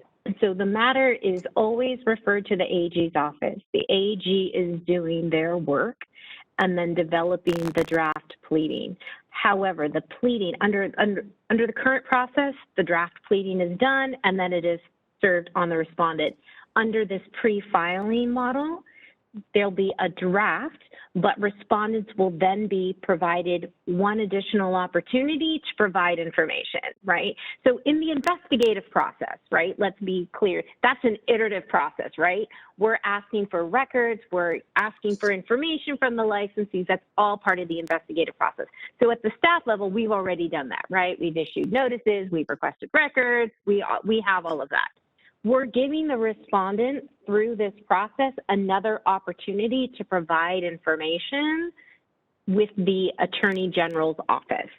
And so that's kind of where the distinction is it is absolutely over at the AG's office. However, that accusation has not been served on them during this pre-filing because, again, it's one more opportunity for the respondent to provide additional information, right? It's, again, intended to maybe be a little bit iterative. And then if you get to certain places, and I can't speak for the Attorney General's office, and my guess is the attorneys will be approaching it a little bit differently, actually. If it seems like there may be an opportunity to also settle or discuss settlement, not settle it, but discuss some settlement that could also occur. But potentially, I would assume that that could not happen until after the pleading has been filed, right? You can't finalize the settlement until the accusation is out there. So just to be clear, I think that's part of the issue, and we kind of, because we've discussed this at several meetings, it's not presenting the whole disciplinary process. This is just talking about the disciplinary process once it's gone through the investigative and there's been a decision to go through a disciplinary action. So that's where this starts. So that all the other stuff is not on this form because all the investigation and the discussion and what Ann talked about, the iterative process has been already done in the office. Once there's a decision to go to a disciplinary action, the AG's office has to be involved. What we are adding is an additional step that allows the individual to discuss with the Attorney General and office staff pre-filing. So again, I emphasize the word pre-filing because nothing has been filed yet. But something may be filed if it's still going forward on the disciplinary process. I'm probably not stating it as well. That's why I really love flowcharts because it makes it very black and white. But once there is a discipline moving forward, the Attorney General's office has to be involved. So we can't have a pre-filing conference in the investigation portion. The pre-filing conference occurs after the Attorney General is involved. So Maria, I'm sorry to interrupt. Just wanted to confirm the AG's office has to be involved statutorily. Is that correct? So that if we do anything at the board level, the pre-filing conference, that means we have to seek statutory change. Is that what my understanding? So that was the goal of the committee, was that we were not going to make statutory changes. We were looking for a process to add another step where the individual and the DAG and the staff could have additional discussion and provide more mitigating information. They felt that was after the board was done, they wanted to have another discussion point. And in order to do that within our current legal role is to follow what the Board of Accountancy does. And so that's the pathway that we've taken, is to follow another board's example that meets our current legal requirements and not requiring additional legislation to do something very different. So we've had quite a few meetings in the past, and those options were discussed, and we provided information to staff to look at a resolution that meets the needs without requiring legislative change. I was kind of trying to summarize that. Ann and Eileen, did I do an okay job? Summarize that correctly, Dr. Serpa. And part of what some of the commenters wanted was, an additional point possibly to be able to present other evidence to say, oh, we think the staff doesn't have enough evidence. And because the Attorney General's office does their own assessment prior to filing an accusation, that was a good inflection point to also get different eyes on it and give them an opportunity if they want to present their case or other types of evidence before something is filed and the publicity is hit with the Attorney General's office. Mhm. And so just to be clear, we're at this decision point to move this forward to the board. It's really not our decision to stop and reevaluate, because the board has given us direction to follow this process that does not require legislative changes. And so if we want to reevaluate and start the discussion over or look at other alternatives, we would need to present that to the board to look at legislative changes and ask them to change their decision from the past. But right now, the board has asked us to move forward on a process that does not require legislative changes. Well, I mean, if this is as far as we can go without legislative changes, I feel like this is a progress for, you know, the people, you know, people getting in trouble, so that they can have an opportunity to present additional evidence. I feel that this is in the right direction. Yeah, I feel like it's in the right direction. I'm trying to just think about this. So if I was going to do this versus so a pre-filing conference versus what we have today, the settlement conference. Really, the biggest difference is. So this one, it goes to the Attorney General. I have my pre-filing conference. We negotiate it. Let's say we have a settlement agreement, and they served me my pleading. I received my notice of defense. I signed my settlement, and then the board either adopts or not adopts it. If I was just doing a settlement conference, I like all that pre-filing conversation would not happen, and I would still get my pleading. I'd be served my pleading. I would, you know, in my notice of defense, I'd say I want to do a settlement, probably, you know, and maybe reach a settlement. So it's basically just inserts an opportunity to have a pre-filing conference, or to have another conference with the Attorney General to say, wait a minute, here's the other piece of information you might need that might change my case. And, you know, I guess blue sky, maybe you're going to drop my case, or maybe not so blue sky, you're going to adjust my case. But that's really what happens in the pre-filing, is to see if I can impact what exactly the pleading is going to be. Plus, you know, I mean, I think that the pre-filing will happen before accusation, and they all get posted on the website. And I think even accusations just being posted on the website and all that, you know, causes a lot of negative impact on the licensees. And so this, I think, is very fair, and so that they can given the opportunity to present any additional evidence.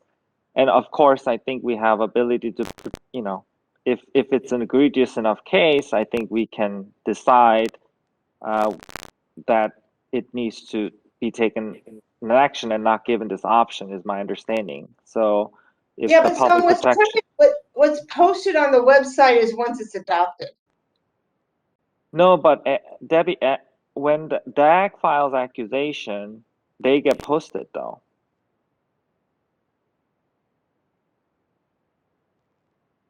So even if it's not resolved, they all get posted, and it says pending investigation or something. Yeah, any information that is public is posted. So So even before the pre-filing So the accusation, is that the pleading or is that up here where the AG receives the case? So that Okay. gets posted before this whole thing happens, or it gets posted halfway through this? So I'll say what my understanding is, because I want to go back and talk about what the differences between the two conferences are, because Debbie, you brought up some things there. But my understanding is serve the pleading, and Eileen, this is very an attorney type question. Serve the pleading is the legal document that is public, correct? Yes, that's correct. So basically, what the pre-filing conference is going to give them is an opportunity to talk to the AGs before an accusation or a statement of issues is made public and served on them. So it gives them the opportunity to potentially influence the DAG or convince the DAG assigned to the case that maybe this allegation shouldn't be made before the publicity hits. Got it. And so now, and also I wanted to clarify the difference is that this is not just another settlement conference.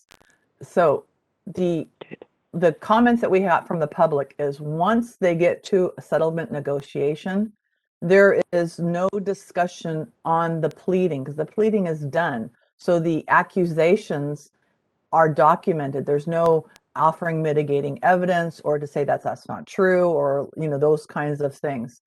They wanted an opportunity to have further discussion outside of the iterative process of the investigation with additional individuals to discuss the not just the evidence, but discuss the accusations to perhaps mitigate, remove, or change the pleading, because you can't change the pleading in the settlement conference. Yep, I got that part. I understand that. So that's another step, but it's also not, and one of the things we talked a lot about in the past was it's not a hearing, a trial, or you present evidence, because that is done in the legal process after the pleading is served, and then they have the legal process kicks off in a different manner. Wait. You're saying in the pre-filing, are you saying in the pre-filing conference, the individual would not present any additional information? I thought that's the whole reason you have it. No, I'm not saying, I'm just using the word evidence as a legal term, and I just want to, as a layperson, I'm not sure we can actually say that it's evidence. So Anne and Eileen, what is discussed during the pre-filing conference is not a legal hearing. It's a discussion, correct? So you're not providing evidence and people are not under oath and all of those things. Is that correct?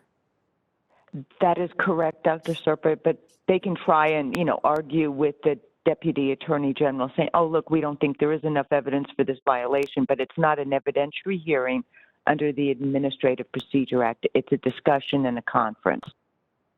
But Eileen, they could bring additional information to make their point. Yes, they could. Okay. And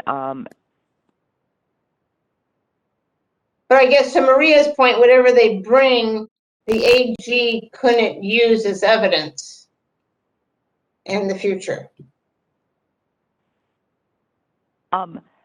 That's something the attorney generals would have to look at. But if they were going to produce evidence or, documents or something, even if the Deputy Attorney General didn't want to use it, they would introduce it. But the Deputy Attorney General can evaluate what they're saying. Sometimes it may be somebody saying, I don't think this proves a violation of this. And the Deputy Attorney General can evaluate whether what I think Dr. Serpa is saying is it's not going to be a hearing with all the rules of evidence that apply with the Administrative Procedure Act. It's just going to be a conference, and the licensees will have an opportunity to try and convince the Deputy Attorney General using whatever methods they want, that either there's insufficient evidence or they don't think there's a violation. It's another discussion point, but it would not be the evidence that would be used, say, if we don't agree, and then it will go to administrative hearing, then everyone's going to have to go back to introduce using those rules of evidence, whatever evidence they want to present at the hearing. So just to be clear, you can see this is a very complex process. What we are proposing to the board is to use this process. And initially, again, this is the important part, initially, these cases would be assigned to the board's 2 assigned deputy attorney generals. And the DAGs would work closely with the board staff to identify cases that would be appropriate for this model. So not all cases would be appropriate, and it would be a process that we will learn more about as we move forward, because I think initially we have to be very ginger to assure that we are not jeopardizing cases or making sure that people feel this is meeting the need, that making people feel like they have another place to be heard. So it is going to be starting off in a very slow and methodical manner. And Anne, maybe you can speak more to that, because I know you've had discussions with the DAGs about this process and how they plan to implement it.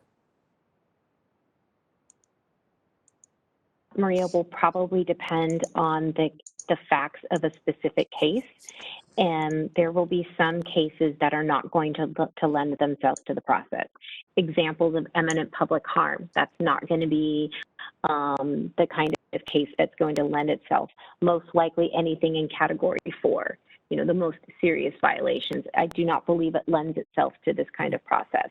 But where there is a fundamental disagreement about the application of law, that is not going to be resolved through this kind of a conference, right? That's going to have to go through the administrative hearing. But there are some cases, and I'm hesitant to say exactly what those are, because as soon as I say that, there's going to be someone that has a violation, but again, on that spectrum, right, may not be appropriate. So maybe a records type, a records violation kind of thing where they can bring the additional records might be an example of one. But again, I'm hesitant to say too much because there is such a spectrum of the violation. But the intent is to start it, like you said, kind of small and kind of find our way.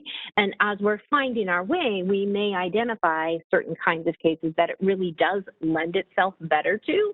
And I think we'll learn as we go through the process a little bit, right?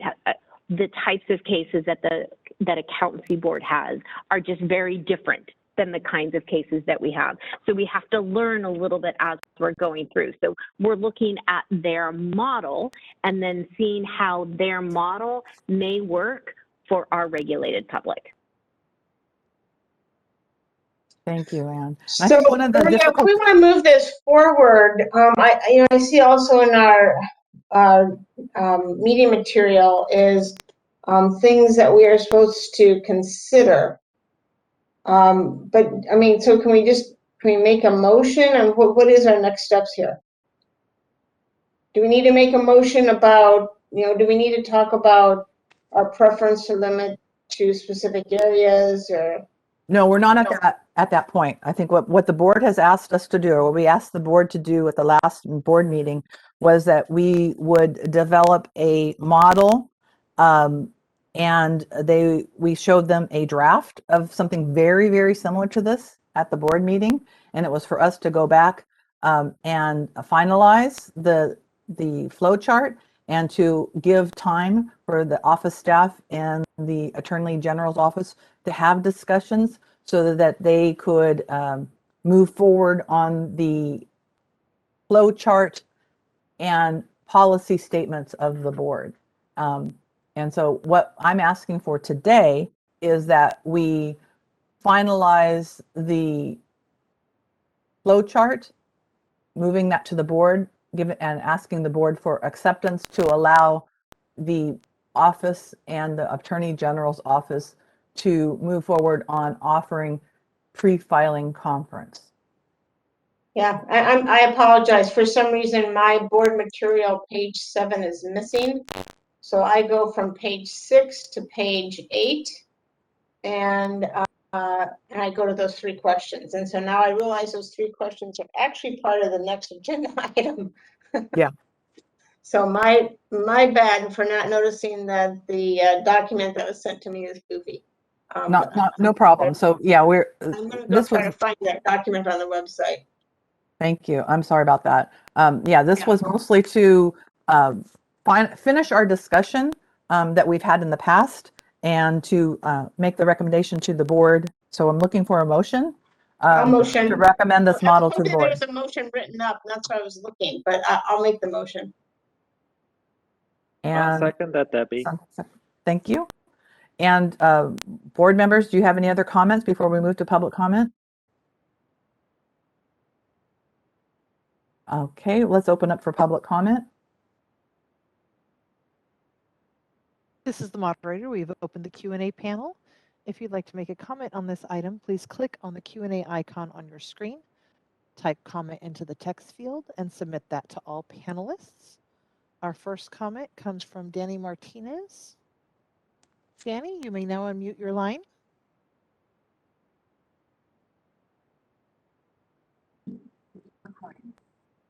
Can you hear me? We can. Thank you. Danny Martinez with the California Pharmacists Association. I'd like to start off my comments. I have two questions that I'd like clarification on, and this may be directed probably towards Eileen. The first question is under Government Code Section 11415.60, which is in the Administrative Procedures Act, subsection B. The first sentence, it says a settlement may be made before or after issuance of an agency pleading. My question is this the language that essentially requires this to go to the Attorney General's office if we're talking about a pre-settlement conference? Is this what makes it go to the Attorney General's because it's a pleading?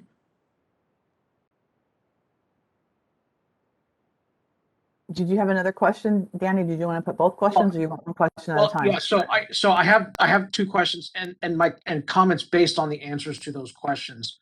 The second question I would have is further in that sentence.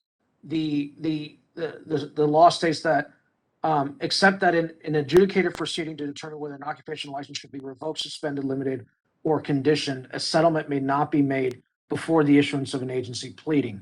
I guess the second question I have is there any instance in where discipline is being discussed where it does not involve a license being revoked, suspended, limited, or conditioned? And then based on the answers to those questions would be where I would have further comments with the time that I have remaining. Okay, thank you, Danny. Eileen, would you like to start? Dr. Serpa, I think I would just like to state again, public comments are really only designed to see if they will assist the committee in making its determination. But to give legal advice or the interpretation with respect to some of those government codes is really not something I would be prepared to do, or I don't think is necessary for possibly the committee's determination.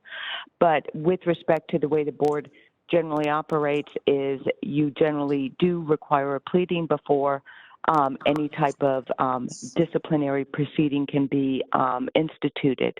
But at this point, I would prefer not to be interpreting those government codes because, as you are aware, the board gave directives that we don't want to do any type of statutory changes to possibly develop an alternative model. And this was designed to comply with the board and the committee's instructions to develop a process that would give the licensees another opportunity to potentially influence or try and convince the Attorney General prior to filing an accusation or a statement of issues. Okay, so I understand that. So I guess we're walking a fine line here. We can talk about the model and how it would be used and applied. But going to the detail of offering legal advice is something that Eileen reminds us of is not the purview of the committee or of the board.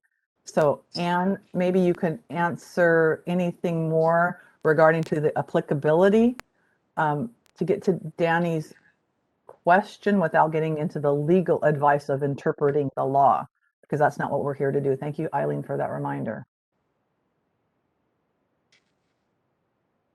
Quite confident that I can answer his question because I'm not quite sure that I understand what the question is.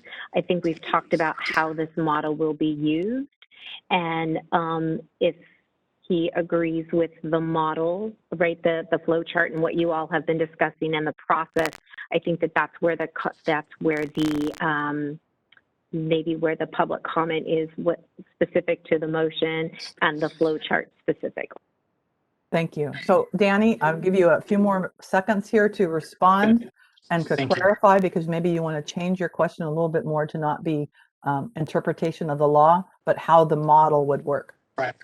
So, yeah, so let me just say that quickly, that in my opinion, and CPHA's opinion, is that this process is not appropriately safeguarding the rights that licensees have under the Administrative Procedures Act. Our whole concept of why we even brought this forward in the first place was to avoid the Attorney General's office. If the statutes in the Administrative Procedures Act forbid the going to the or bypassing the Attorney General's office and just keeping it within the board confines, then I would recommend and on behalf of CPHA say that we table this discussion, and because this is not what our members and our licensees are seeking. This, in fact, we think that this would further endanger their rights, and we would ask that this flow chart be tabled. Thank you. So let me just clarify. What you are requesting is to not move forward on the model. And then you would bring up the issues about the law in a different manner. I'm not sure. Sorry, I thought I was muted. I'm sorry, can you say that again? I just wanted to clarify.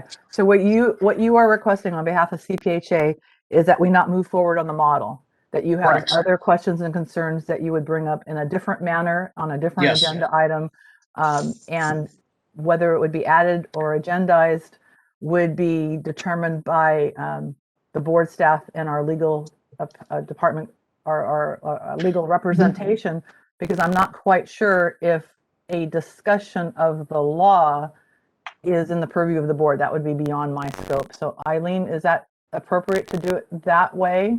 And Dr. Serpa, what I would state is, again, public comment really is designed to either assist the committee in the specific thing it's trying to decide. If you don't find it helpful, or if you don't find that it's useful, or it will change your mind on what's specifically in front of you for the consideration, then you don't have to address all the public comments that are made. In this case, just as we had said with the agenda item, and is that what is specifically before this committee is whether it wants to move to the board for its consideration implementing this process for the pre-filing settlement conference. Thank you. So I appreciate that. So she's clarifying. So Danny, I'm going to Yeah, go ahead, please. I'm going to. She's clarifying the exact role of this committee and myself as chair. So what I'm hearing is CPHA would ask the board not to move forward on the model, and your other comments are something I cannot comment on. That's correct. We would prefer this not move forward, and to have this tabled. Okay, thank you. Thank you. Any other public comment? Comes from Stephen Gray. Steve, you may unmute your line. Thank you. My comments are, one, in general, kind of responding to the recent conversation with Danny, is I do believe it is the appropriate for the committee to recommend to the board policy regarding enforcement matters. And because the board ultimately decides what its policy is regarding enforcement of various laws, as we've talked about many times before. But the other thing I want to point out is that there is some confusion with this flow chart that I think could help explain it better, and maybe would help resolve some of the opposition. For an example, both the charts, both the general case process and the pre-filing case flow charts, have where there is a step where the AG can refer it to a pre-filing conference with the respondent. And then they have the pre-filing conference, and then it says it goes to serve the pleading. The difference is that at that pre-filing conference, it's not clear whether they can negotiate a settlement. And so that's where the two differ. But I think when they negotiate the settlement, one of the boxes should be also that after they receive that information, they can also send it back to the Board of Pharmacy for more investigation, or they can have another box there where the board says withdraw the case or not. I think that would offer a lot of comfort and due process that would be obvious, where after you've had this negotiation pre-filing conference, there can actually be an opportunity for the board staff to withdraw the case or do more investigation based upon whatever is presented and discussed at the pre-filing conference. It also isn't clear who would be participants in the pre-filing conference. If that were spelled out, I think one of the things that the 10 seconds. association was looking for was board member involvement. And I think this is trying to say, no, there's no board member involvement at the pre-filing conference, but who else is involved and how would that proceed? So I think it's nice, it's good, I appreciate it, but I think it could be better explained with a little work on before it goes to the Board of Pharmacy on just what the process would be and what the ultimate outcomes can be and where they would be made. Thank you. Thank you, Dr. Gray. Our next comment comes from Joe Grisella. Joe, you may unmute your line.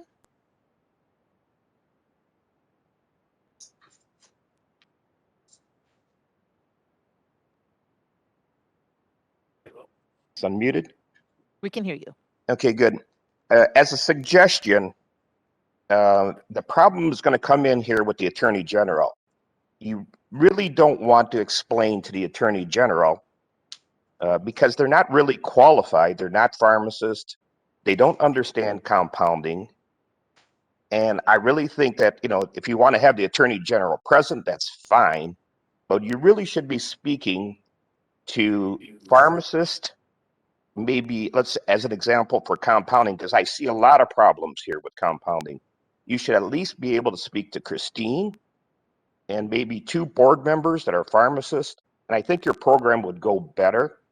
But to speak to the Attorney General, honestly, they are not professionally trained and to make the decisions. They're trained to prosecute, and that's what they would do. So I highly recommend, like all other boards, they have 2 or 3 board members, and then maybe a key person like Peg or Christine or whoever pharmacist from the board to present this case. Because once you bring in the Attorney General, now I got to hire a lawyer. Now I'm talking about spending tens of thousands of dollars. I just want to tell my side of the story, just like I would do if I had a simple violation. You allow me to do that with a violation. I tell my side of the story, and look how many cases were dropped or changed or modified. That's exactly how you want to do it with this case. Now, if it's bad, the board will vote and they'll say, send it to the Attorney General. That is where you want the Attorney General. You're going to save all the money for the state of California getting this Attorney General involved. You won't have the pharmacist have to spend all this money on bringing in lawyers just to say your side of the story. If you correct that, I think you've done a lot to improve this. But this is very good, important. If you could get that corrected, I think you'll be like all the rest of the boards of pharmacies, and it'll be a fair due process. And not only that, with having board members, you're going to have some accountability. So I think it's more like what Debbie wanted in the beginning. And I think that's the direction that I am suggesting. Thank you. Thank you, Mr. Grisella. Any other comments? No other requests for comments at this time. I will close the panel. Thank you. So just to summarize where we are, the item on the agenda is what we're discussing is the model and whether we move the model forward, make adjustments and move forward, or don't move forward. The other discussions regarding other alternative enforcement models that's not on the agenda. It was agendized and discussed in the past, and this was the result, was moving forward with this model. So what we do have on the table right now is the model as presented. And board members, we don't have a motion. Oh, yes, we do have a motion. Do you want to move does anybody want to change the motion, or shall we just vote on the motion as stated? Can I ask a couple questions before we vote, Maria? Sure. In response to some of the comments that were made. What are the As long as the comments are based on the agenda item and not the other items that are not agendized. Okay. If we, so I think earlier you had referenced that this is a way that we could move to a pre-settlement conference using this model without having to do any kind of statutory change. So, if we deviate from this model, like if we try to do something outside of the Attorney General, that is when we would need to do a statutory change. Is that correct? So even though that's not part of the agenda, that was part of the background materials that I presented. So let me go back to the background materials. The original request was to look at an alternative enforcement model, and the board asked us to look for a model that would not require legislative changes. And we showed them this model in brief detail. This is a little bit more fleshed out. And so that's where we are now, is the board has asked us to look at this model that meets, to look at this model. So this is kind of where we are. The board has asked us to look at this model in light of the history of our discussion, but the history of our discussion is not up for discussion now. That was just background material to tell you why we are where we are now. I don't mean to be confusing. You previously had explained why this does not require a statutory change, and so that I was just kind of going back to those. Right. So that was part of my background material, and I apologize if that caused confusion, but part of the background material was that the board had asked us as a committee to look at an enforcement model, alternative enforcement model that would not require statutory change. And so this was the model that was presented to them as a pre-filing conference in light of what the Board of Accountancy does. And so we were fleshing that out. So that is Okay. correct based So on if we look at this, model and we look at the pre-filing settlement conference, and we kind of discussed this before too, that what's said in that conference and what in the documents presented in that conference would not be considered evidence or something that could be used as part of the settlement. Should an agreement not be reached? Because I think you said that it was not part of the evidence. Is that correct? So that sounds like a legal question, Eileen. Can you go again over what is discussed at the pre-settlement conference and what that would mean if it was brought up there? Both discussed and presented at the pre-settlement conference, a pre-filing settlement. I think what we've been saying, all along during the pre-settlement or the pre-filing conference with the Attorney General's office, they're giving arguments, they're giving whatever evidence, but for some reason, if we don't reach settlement, after the fact or the pleading, it goes to administrative hearing, then the rules of evidence are going to apply, and any type of evidence presented, or arguments will be presented at the administrative hearing. And marked as exhibits and everything else. But if somebody was going to offer something like, oh, I did do that type of, checklist, or I did the self-assessment, here it is, they would probably introduce it later at the administrative hearing if it wasn't settled prior to that.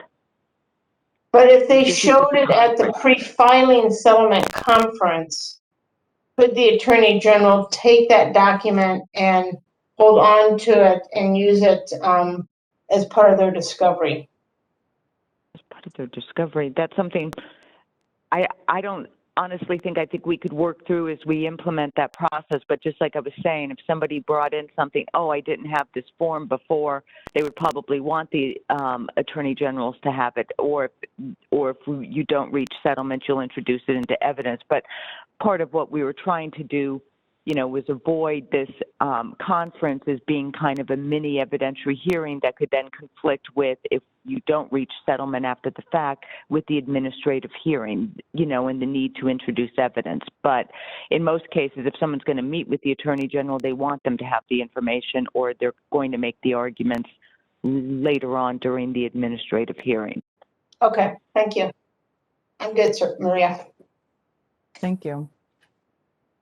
Any other comments, Debbie or Sung, about your motion on the table to move the model forward to discussion to the board? You want to keep the motion as stated and vote? Yeah, or I do.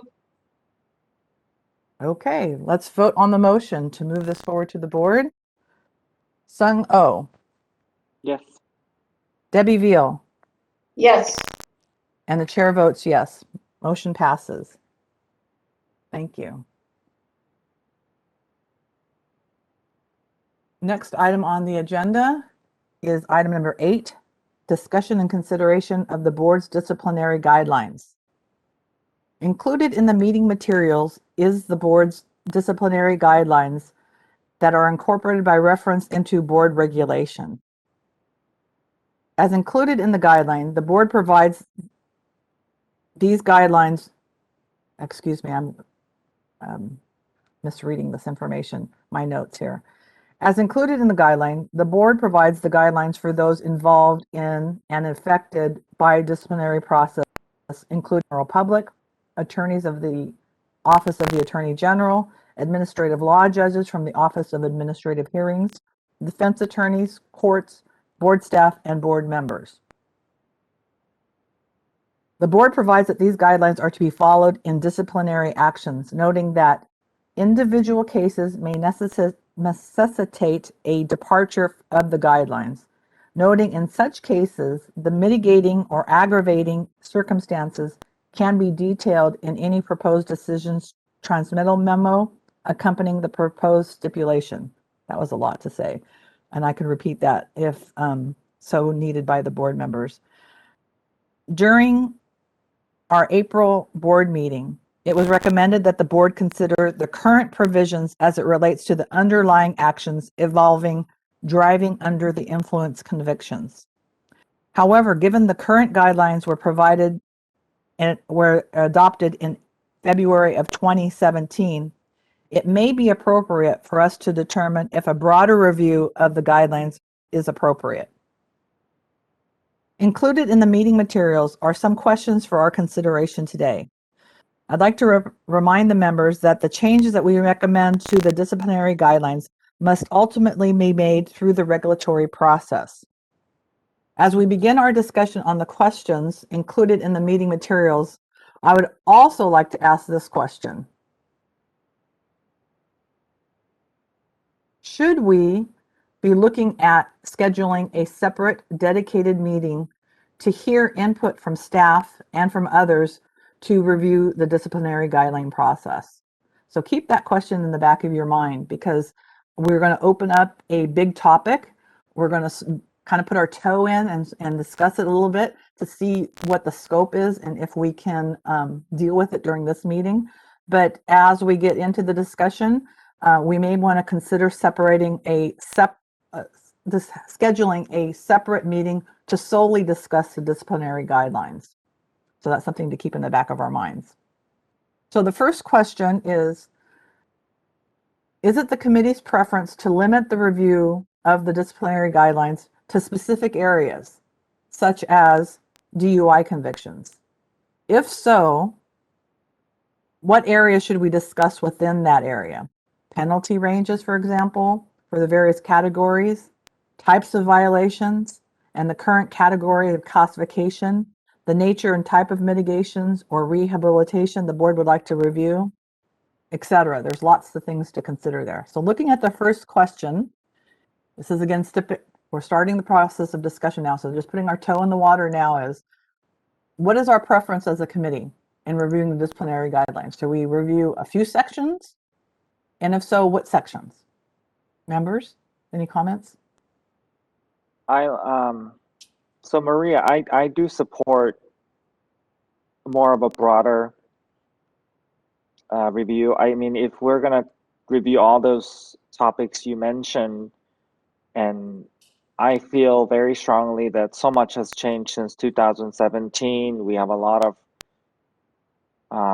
different businesses, different practices of pharmacy. So I think it is prudent we look at it broaderly. We can't just pick DUI or, you know, whatever topic that we want to pick on. I think we got to look at it broader.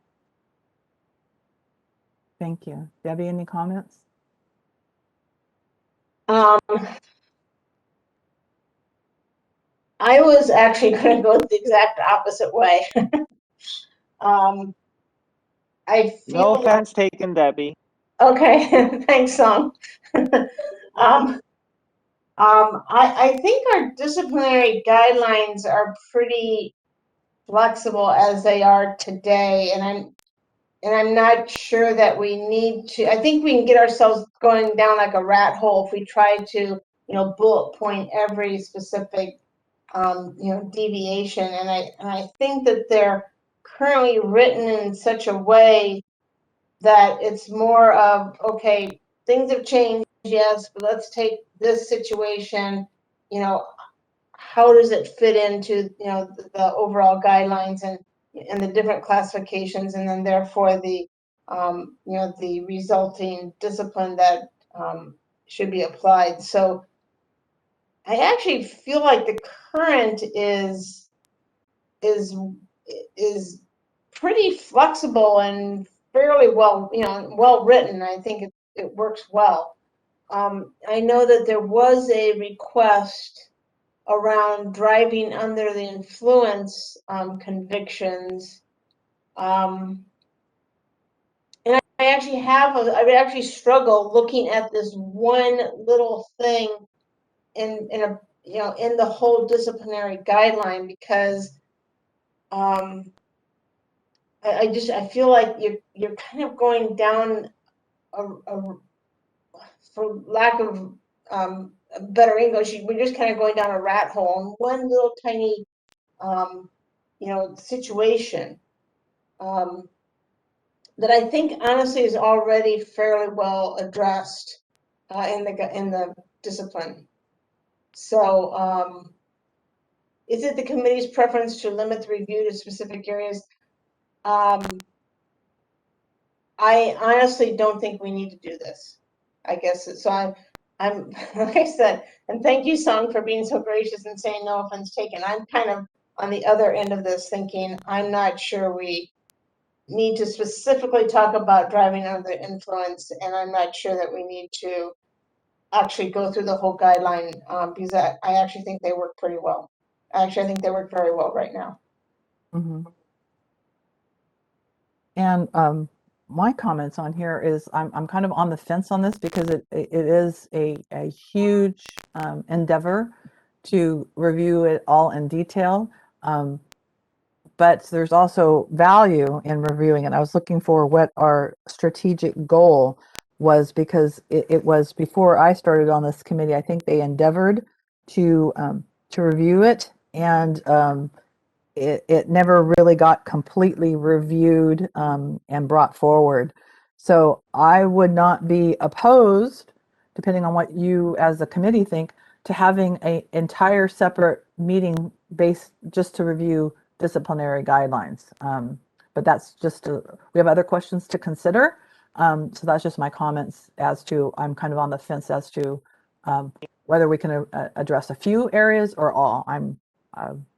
Let's talk about the questions. Well, yeah, and I think if we want to go that route, I think it's really question number 2 is where I think that's almost where we need to start, is to have the staff come to us and tell us, you know, what are changes in the law that really aren't covered in our guidelines. And like, you know, they have here automated drug delivery outsourcing. So, I mean, I almost feel like that if we want to look at it, and this, maybe I am going to be agreeing here with you, Song, but I think that's step 1 is item number 2. And then based on what we find there, we go back to number 1 and figure out if there's other things we need to do. Well, the question two was the reason why I basically said what I said about WAS. So we're basically in agreement. I mean, I think that these are the reasons. There's some change. So because of the changes, we Yeah. can hopefully look at what needs to be done. And maybe the prudent way is to recommend to the staff to review if there's any areas in pharmacy law that is missing and not being well guided by the disciplinary guideline. The moderator, can you change the question too? Because I think the numbers have moved ahead of me. Go ahead. Go ahead and finish your discussion and then I'll read it. Any other No, comments? that's it. Yeah, no, that's good. That's it. So as Debbie stated, as changes in the law have occurred since the guidelines were most recently adopted, would it be most helpful for us to have staff recommend changes to incorporate new licensing programs, as well as recommend solutions to resolve conflicts between the guidelines and other areas of the law? Yes, I would be supportive of that. And then, Sung, did you have any other questions? We'll move on to number 3. No, I'm good. Yeah, I'm totally supportive of number 2. Great. So number 3 is actually another good question here. It's something that's an opportunity. Is should the guidelines incorporate a letter of public approval as a disciplinary outcome? Well, I mean, I think more flexibility, the better. That's why I wanted to do a little bit of broader review of the disciplinary guidelines, but I don't feel this is necessary. Okay. Debbie, any further comments?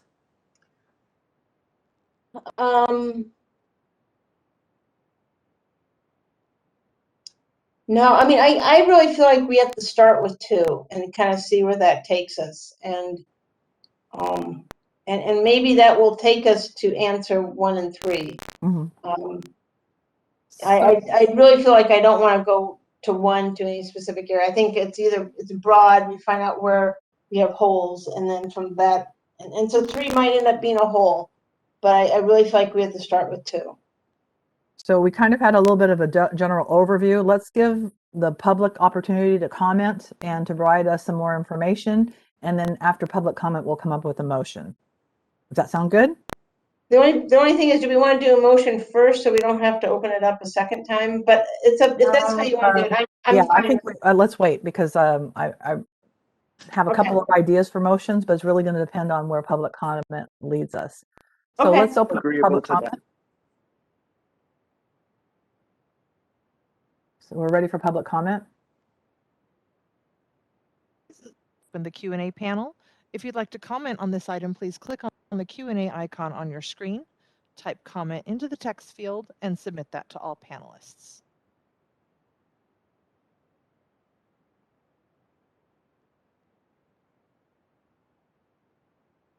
Our first comment comes from Joe Grisella. Joe, you may unmute your line. Thank you. It would be good to look at some of these, maybe suggestions too from the pharmacist.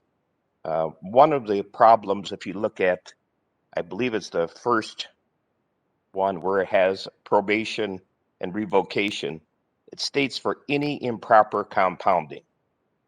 Now that's very, very vague. And I bet if a lot of pharmacists knew that, pharmacists in charge, that they can get their license revoked for any improper compounding, that'd be, that's just not, I think you'd have a big problem there. So that's something that can be looked at. And as far as the letter of reproval, you don't see it. I don't think it's in the guidelines. And why not? It's a disciplinary action. Why not state why you should get it? Or maybe it'd be sure for minor things. But something to revoke someone's license and place them on probation for 2 years, which is going to cause tremendous amount of collateral damage. It should be spelled out a little bit better, not any improper compounding, like endangering the public possibly, like you hurt somebody. That's one thing, but to revoke somebody's license, and keep in mind that it says you're literally getting your license revoked, stayed, and placed on probation. So I really think that you should look at these guidelines. Some of them are a little bit outdated. Thank you. Thank you, Mr. Grisella. Our next comment comes from Stephen Gray. Steve, you may unmute your line. I want to talk about the concept of the letter of public reproval.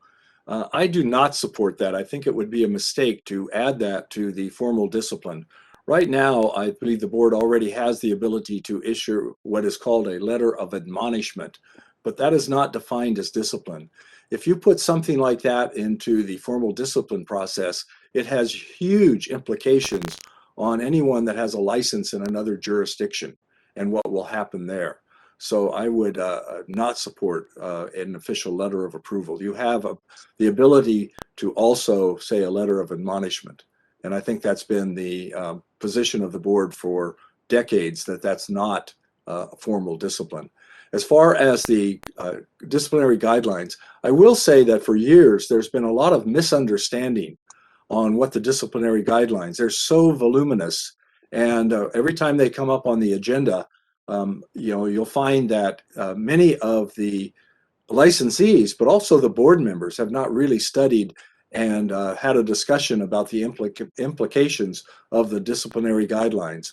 So I would say that to go forward with a special meeting devoted to the disciplinary guidelines, a special summit, kind of what yesterday was done with the licensing committee, to have and wait, there's no hurry on it, but to wait until we can have a full in-person discussion on the disciplinary guidelines, which may help actually support them as people have a better understanding of them, how they are used, when they are used, and what is the thought processes that go into deciding the discipline under various types of cases. So I would support a summit, an in-person summit, when that's available for the disciplinary guidelines. Thank you.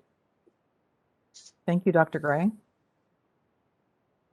And with that, we have no additional requests for comment. Would you like me to close the panel? Please do. It is closed. So members, I think we got a little bit more information for public comment, so I'm ready for any motion. My motion, Maria, is to recommend to staff to review if there's any additional items. Hold on, let me get this right.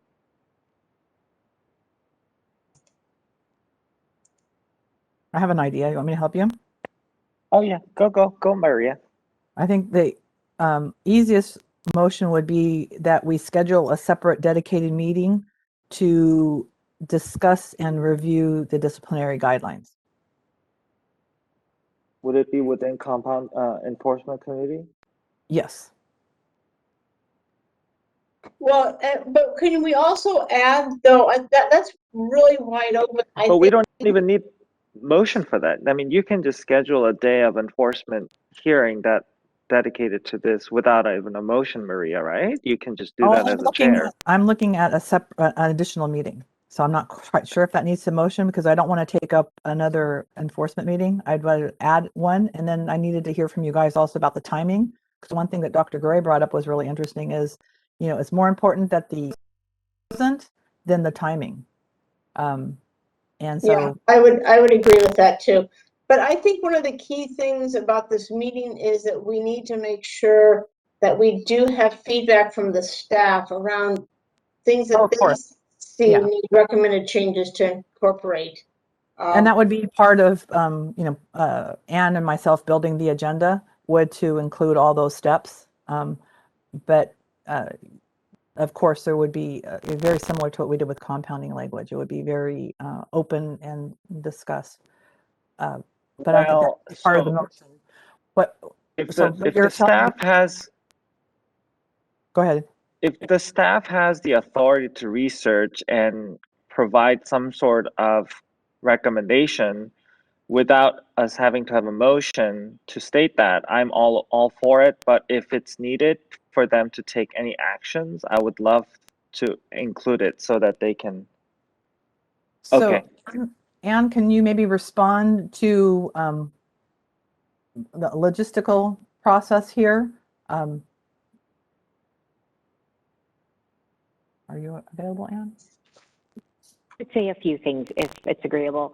So it sounds to me like we're going to be adding a meeting onto the agenda, onto the committee, and the timing is yet to be determined. I do not believe that a motion is necessary for that.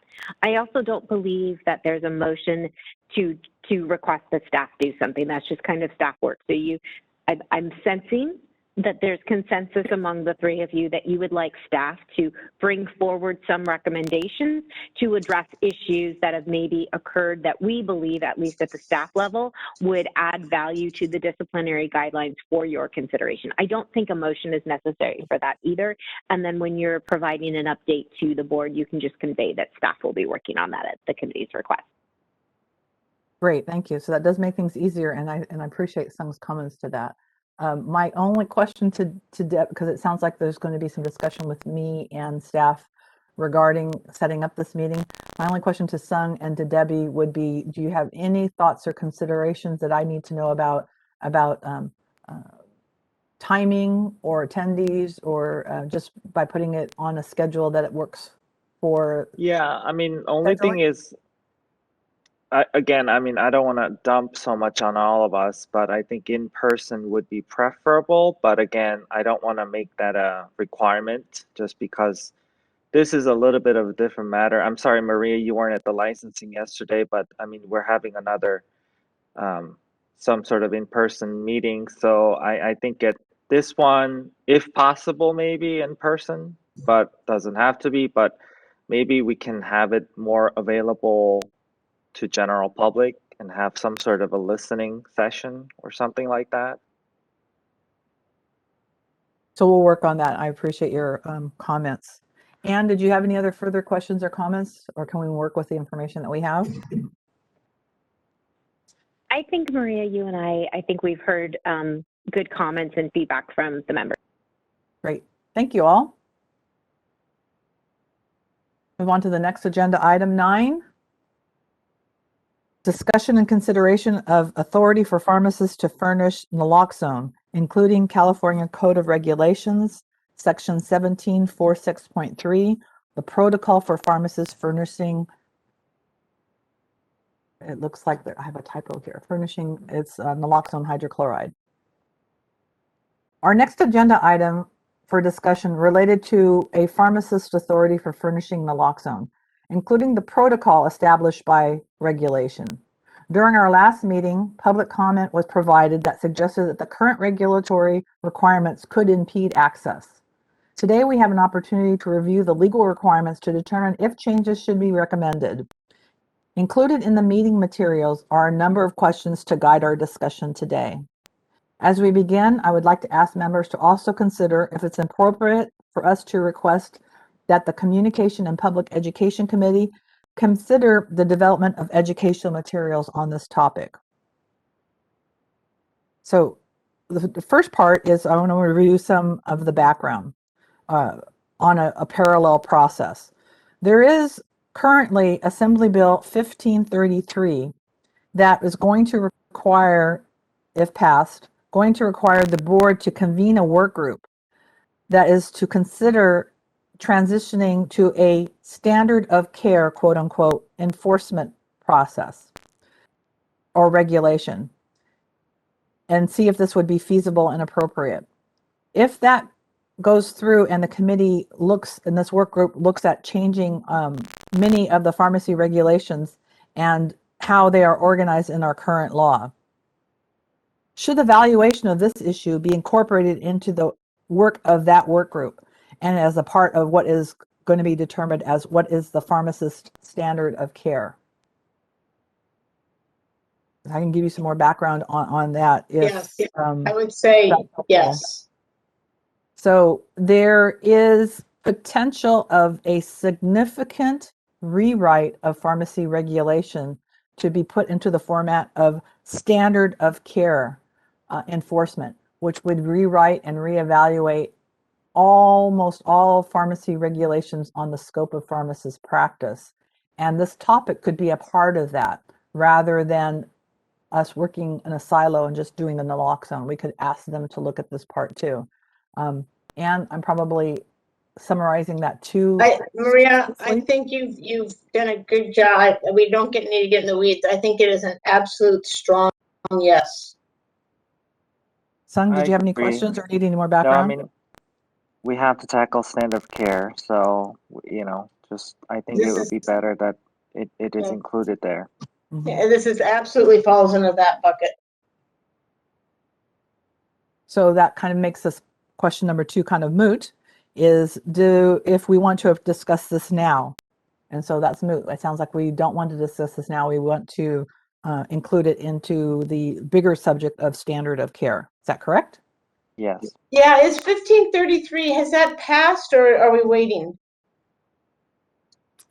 It's making its way, Debbie, but let's not talk too much about it so we don't jinx anything. Okay.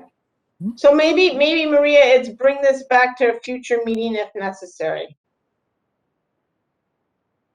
That kind of makes question number 3 moot. And number 4, anything in number 4, we're just talking about other actions. We're kind of going faster. Yeah. This is good. We might I actually think- finish on time. I think if something bad happens at 1533, then we'll have to come back. But otherwise, I think we're good. Let's all just cross our fingers. That's all we need to do. So for meeting process, Eileen and Anne, do we actually need a motion to, or will it just automatically be included in the discussion for standard of care? Because they'll be reviewing all the current regulations. I don't think you would need a current motion if you were going to do that. You could just send directions because I'm sure we'll be part of the task force if 1533 passes and we could include it.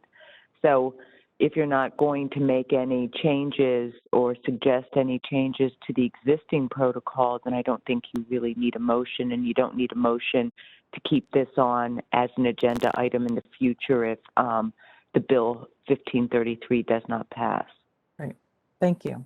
So any other member comment? If not, we'll open up for public comment. Go to the public.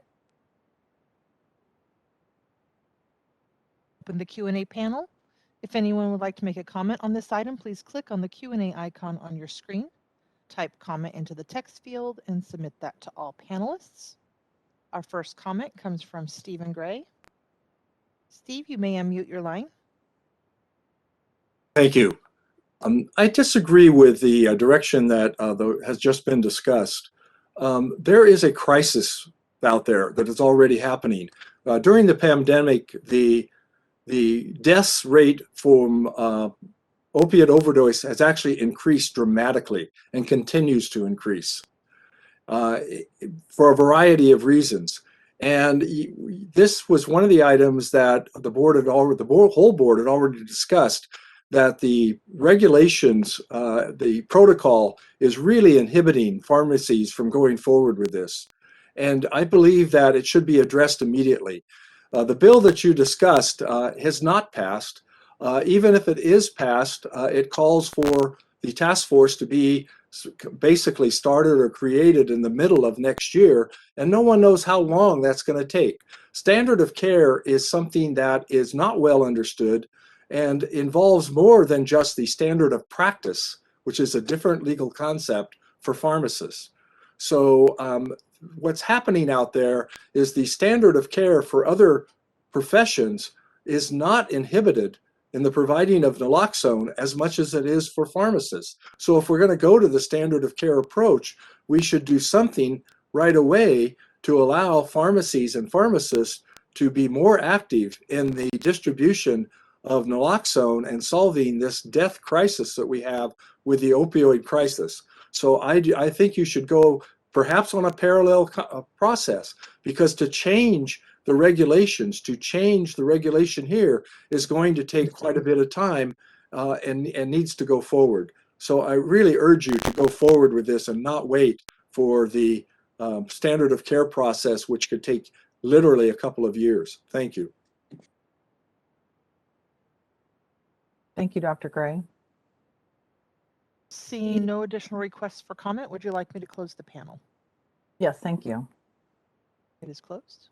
Members, having heard public comment, do we want to consider a motion or move on as an informational item?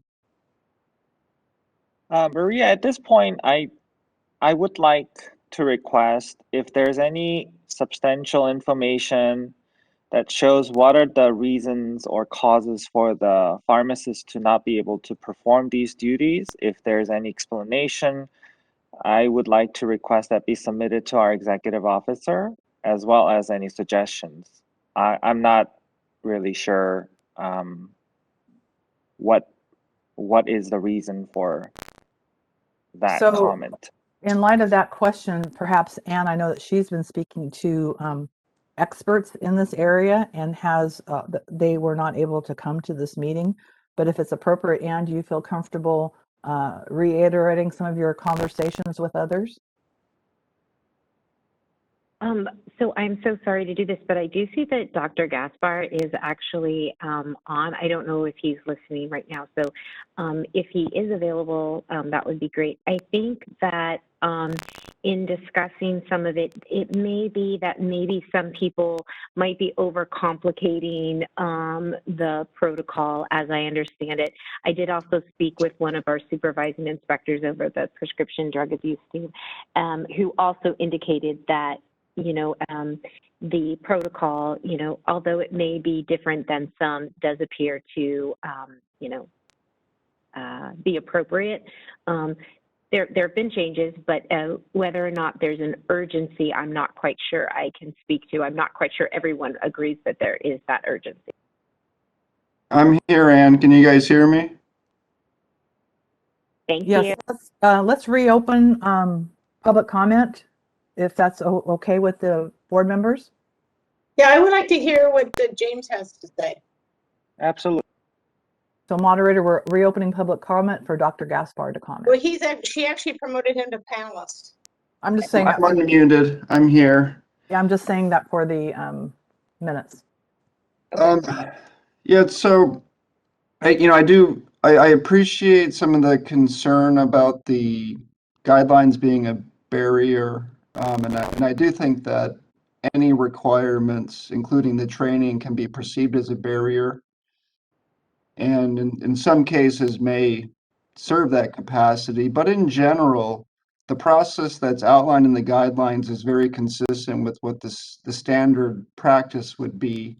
And I believe the anecdotal reports may be overstating the complexity of it. And some of this is a personality trait of pharmacists that, they like following things to the T very closely, and that may make it feel to be overly burdensome, but in practice it is not. Neither is the training requirement per se.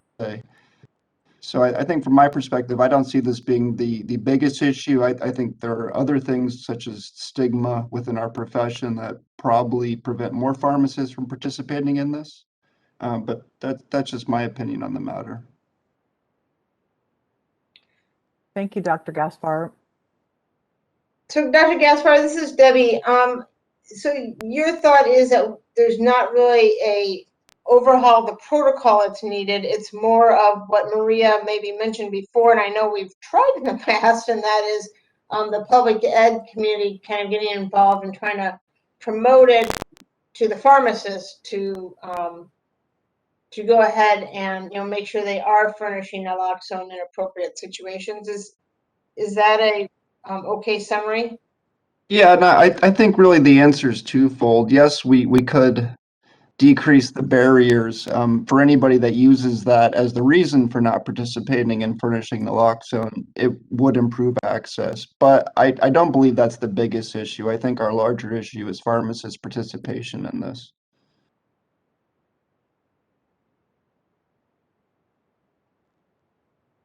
Great, thank you. So now we'll close public comment. So Hi, this is Eileen. I was wondering, because Dr. Gaspar spoke and the previous public commenter was only talking about the process, maybe to give them an opportunity to talk about, specifics in the protocol that may be acting as a barrier that might complement or disagree somewhat with Dr. Gaspar's comments would be appropriate. Okay, so let's leave public comment open and see if anybody wants to say anything.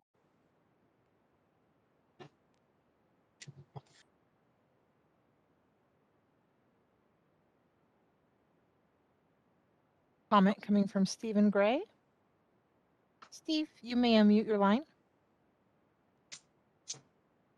You know, I don't know Dr. Gaspar personally, and I don't know his background, but I think he has actually made a misstatement, and it may be just a lack of his sphere of information or practice. The issue, if he was referring to the training is as being the barrier, which is the 1 hour training, is not the barrier that's a problem. A lot of pharmacists would and want to get that training, but the reality is in their work environment, they don't have the time. Their employer is not letting them take the time to furnish naloxone because it takes too much time working with the patients, and there's no exception. So if a physician, an RN, another pharmacist walks up and says, I want naloxone, the pharmacists feel that with this regulation, they have to go through every bit of the process. And it's easier for them to just say, go back to your doctor and have him write a prescription. Or it's easier to say, you know, talk to your school nurse. They can get it a lot easier through that process if there's some type of relationship. So the real problem here is not the training required by the pharmacists. In fact, many of the pharmacists, especially the recent graduates, have already had this training, already have the qualifications needed. It's the process that they have to go through that takes anywhere from 10 to 30 to 40 minutes at the front counter or in some type of a consultation room in order for a pharmacy to get this life-saving drug out there where it is needed the most. And that's just a real shame, because it's a lot easier to get it from a non-pharmacy than it is to get it from a regular pharmacy. Physicians don't like to do it because they just say, yeah, you need it. Yeah, you made it good. Here, let me write you a prescription. But they get no compensation for writing a prescription. They're not necessarily seeing a patient. They're seeing a family member or a friend that's trying to be ready to save a life, and they'll just write a prescription. And that's a lot easier than what the pharmacist has to go through. So I really think you need to go through and take a hard look at this, and you need to do it soon because it's a life and death matter. Thank you. Thank you, Dr. Gray. You know, can I just make a comment? I think I heard Dr. Gaspar's comments a little bit different than Dr. Gray heard. I thought I heard him say that, yeah, training would be a nice thing in the protocol to get rid of this barrier, but I thought I heard him say the main barrier is pharmacists just actually doing it for whatever reason. And I know I do hear of pharmacists who, they're just not comfortable opening up asking the question and opening it up. I think if the pharmacist I know, if someone walks up to the counter and says, I want it, that they're okay providing it, but it's, I think that the people that Dr. Gray is talking about, the ones they're dying, are the ones who aren't asking for it. And I think that that's where the problem is how do we get the pharmacists to even offer it? I mean, I hear what he's saying as far as, time and all that stuff. I think that's valid too, but I do feel like the pharmacists aren't being super proactive on this. And maybe it is their employer and the time. But I also think that some are not confident in offering it. And that's why I guess I kind of look towards the public ed. Maybe they could also help just in an awareness thing and making the pharmacist feel like it's more a normal thing to do.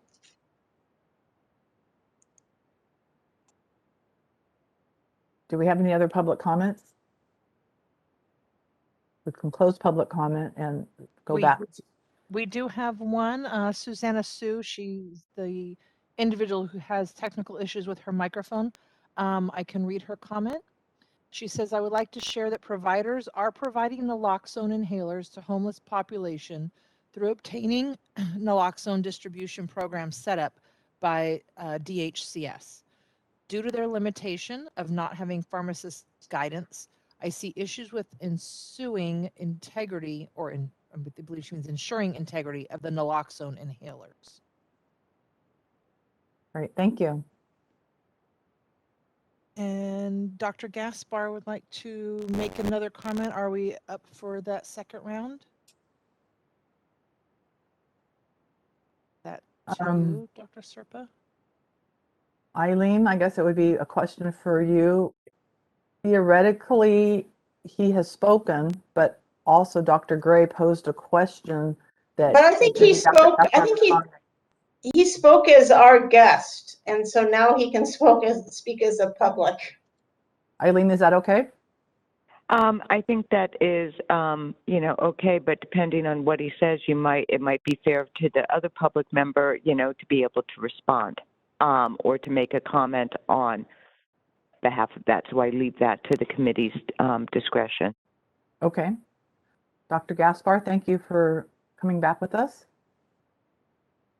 Dr. Gaspar, your line is available to be unmuted. And then maybe you could introduce yourself and your background. I apologize. I think some people may be unfamiliar with your background.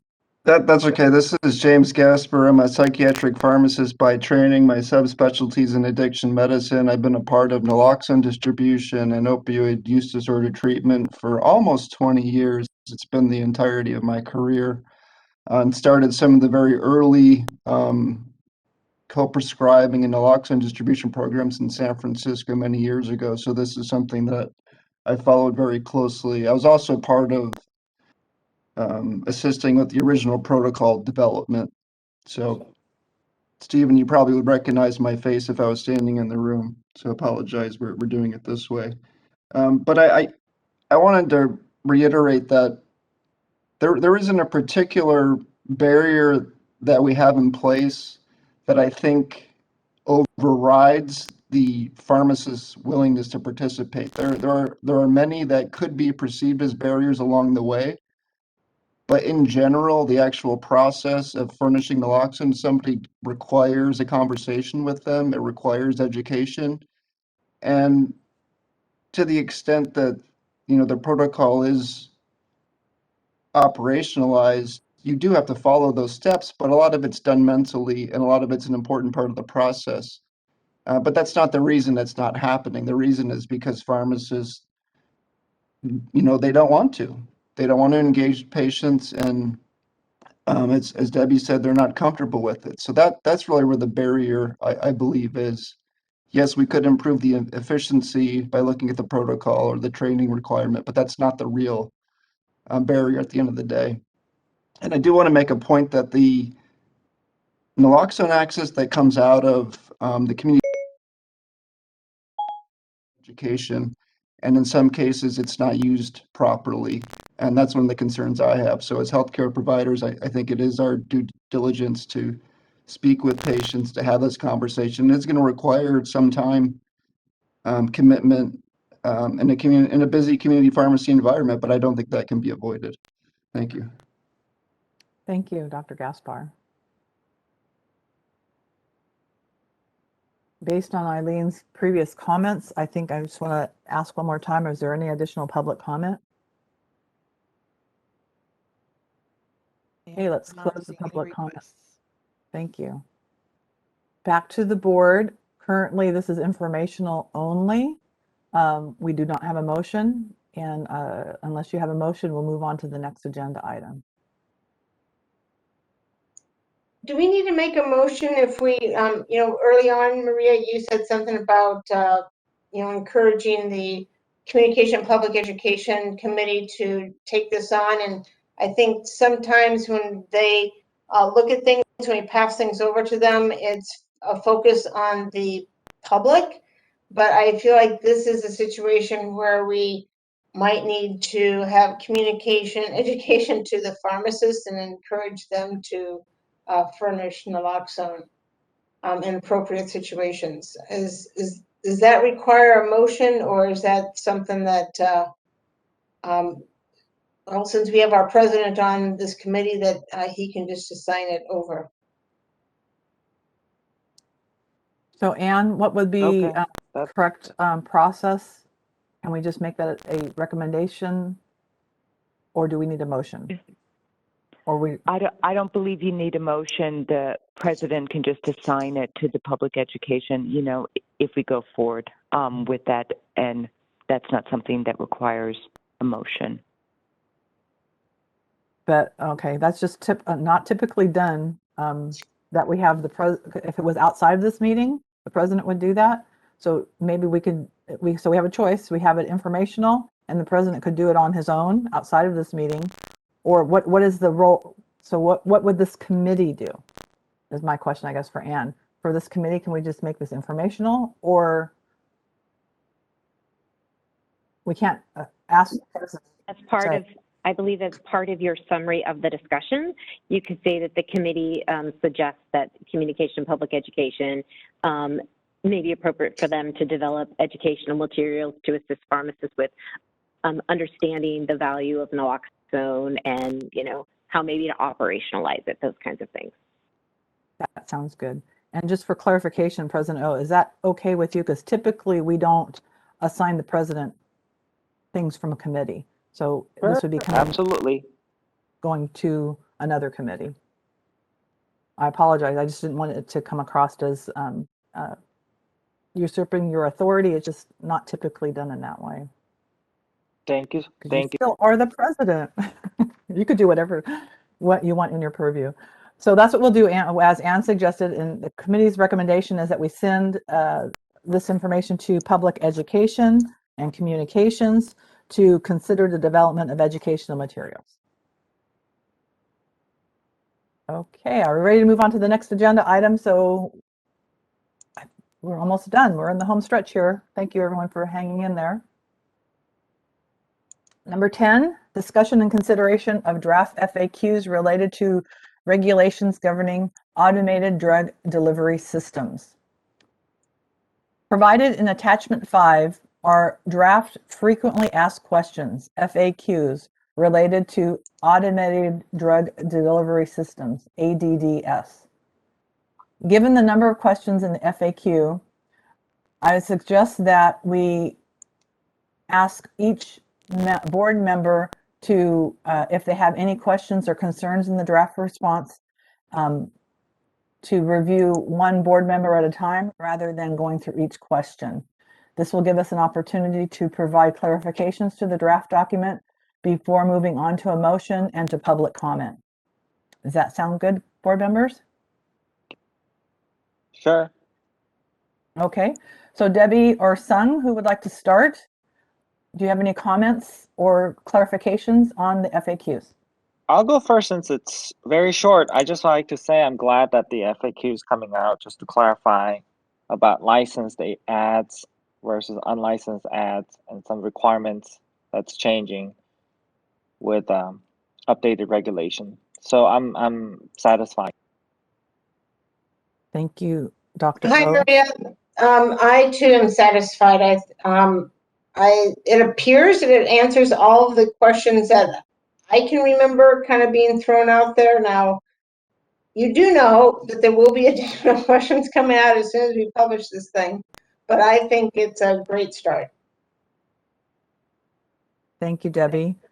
And myself, I do have one comment, just from clarification, because I think that we had some public comment on question number 21. And so I do appreciate that that question number 21 was updated and information was added. But there seems to be a second paragraph that was added to the answer to provide more direction to the licensee. So I direct your attention to item number 21, and I'll read what it said, and I think I just have some clerical or grammatical clarifications. And it's mostly to provide directions to the licensee. And it says, should your hospital provide discharge medications from the drug stock contained within an ADDS, the board respectively requests that your facility secure licensure to be compliant with these requirements. That clarification is great because it's part of what the discussion that we had in public comment and in the community. But I would ask for clarification on that, and that we would include something in there about hospitals that are using the service after hours, because it's not appropriate, according to the other question further in, that an ADDS should be used for discharge medications at all when the hospital pharmacy is open. It's not appropriate. But when the hospital pharmacy is closed, then that's when question number 21, and actually that's what it says in question number 21, when the pharmacy is not open. So I would suggest that we would say something to the effect of, should your hospital provide discharge medications from the drug stock contained within an ADDS after hours, the board respectively requires your facility to secure licensure for each ADDS in that environment to be compliant with these requirements. And that covers the after hours, and that also covers that should the emergency room have more than one ADDS, they would require each a separate license. Board members, any comments on that?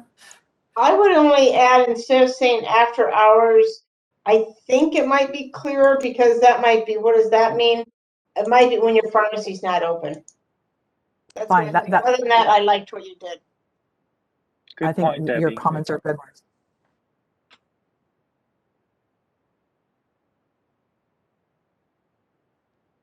Okay. Without any other comments, I think we are ready to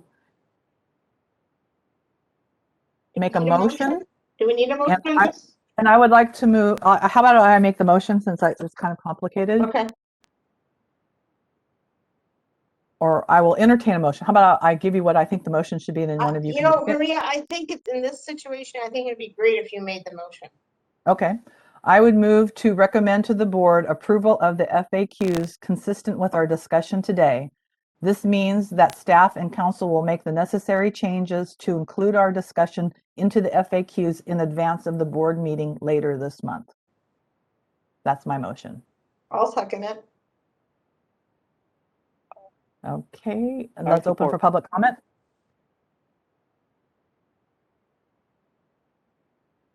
For the Q&A panel, if you'd like to make a comment on this item, please click on that Q&A icon on your screen, type comment into the text field, and submit that to the panelists.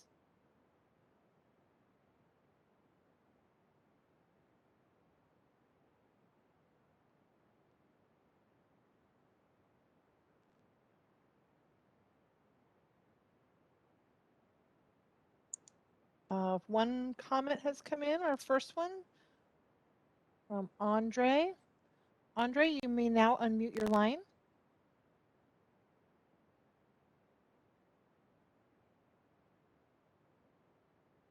And you can unmute by clicking on the unmute me button that should be popping up on your end of the screen. Can you hear me okay? We can, thank you. I'd like to comment on questions 18 and 21. Question 18 refers to hospitals with a drug room, and I believe that section of the regulation is written broader than only hospitals with a drug room license. So we should probably consider modifying that to just hospitals with 100 beds or fewer, like it says in the regulation. Just in general, on questions 18 and 21, I think we should keep in mind that those sections were originally enacted to crucially bridge patients between hospital and homes during times, especially in rural communities where there are limited resources, like, for example, open pharmacies and things like that. In the past many years, hospitals have used the really powerful capabilities of ADDSs to meet the needs of patients, and while also maintaining the required really tight control over medications and controlled substances. After I have reviewed BPC 4427 and its relevant sections, it was clear to me that the regulations as it is currently written do not require ADDSs in this setting to be licensed. And I would like to request that consideration be given to reevaluate the guidance given in questions 18 and 21, and that it be clarified that perhaps licensing is not required. The reason is that the law is really silent on this particular instance, and I'm of the opinion that it needs to be addressed with legislation and not interpretation. I do want to strongly caution and ask that while this is evaluated, that it's important that we carefully consider the existing direct and indirect benefit and protection of consumers with current practice, and that we continue to allow this beneficial and benign practice while this is looked at again. Andre, I'm Thank you. sorry that your time has expired. Thank you. Thank you, Andre. And Susanna has posted another comment. Again, she's not able to utilize her microphone. Her comment says, the FAQ did not address whether an ADD machine placed in a Board of Pharmacy licensed clinic needs an ADD license. The machine is for inventory tracking and nurses to remove medication purposes and not directly dispensing medication to patients. Can the committee comment on this? Will machines placed in these clinics require inspector visits and licensing prior to medications stocked in the machines? And with that, we have no further requests. Would you like me to close the panel? Thank you. Yes. Closed. So a couple of things to consider. One is the first question regarding questions number 18 and 21. Maybe Eileen or Anne can speak to, is the information provided in here need further evaluation, or is this the correct interpretation of the law?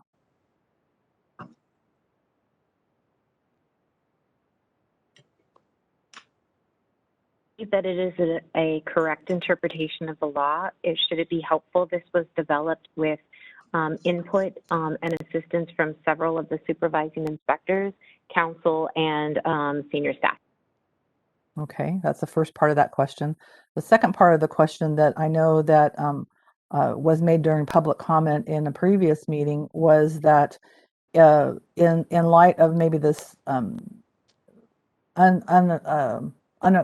licensed public being unaware of this detail that's now completely written out in the FAQs, should they be applying for licensure for these ADDSs now? What enforcement activity would be available to them? Would there be any discretion such that if they were unaware of it and applied for licensure now, would that be held against them?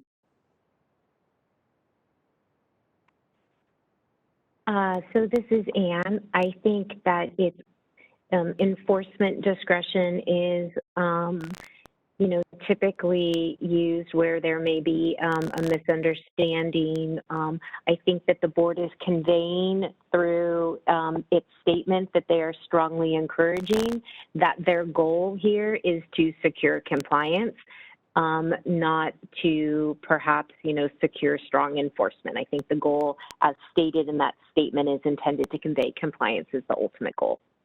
Mm-hmm.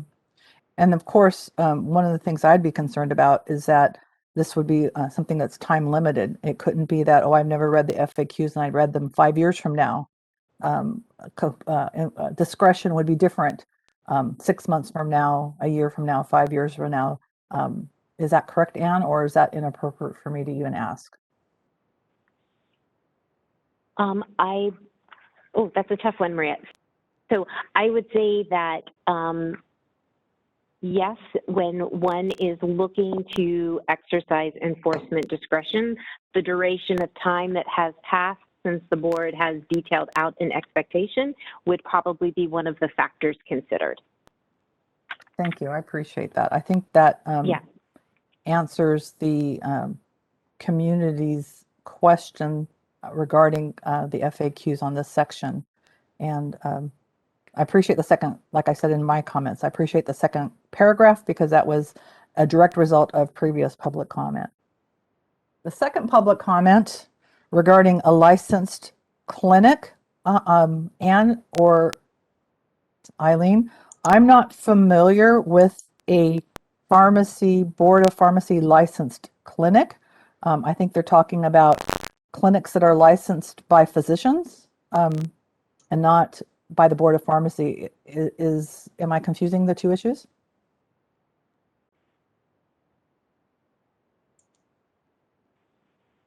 This is Anne. The question is probably a little more nuanced than that. I would suggest that if someone has that kind of detailed question, there's a lot of questions behind that bigger question that could potentially impact the answer. So I would suggest that the individual send their question to the Ask Inspector line, and we can perhaps help guide them through some of the bigger, the more nuanced questions that they're going to have to go through to reach their answer.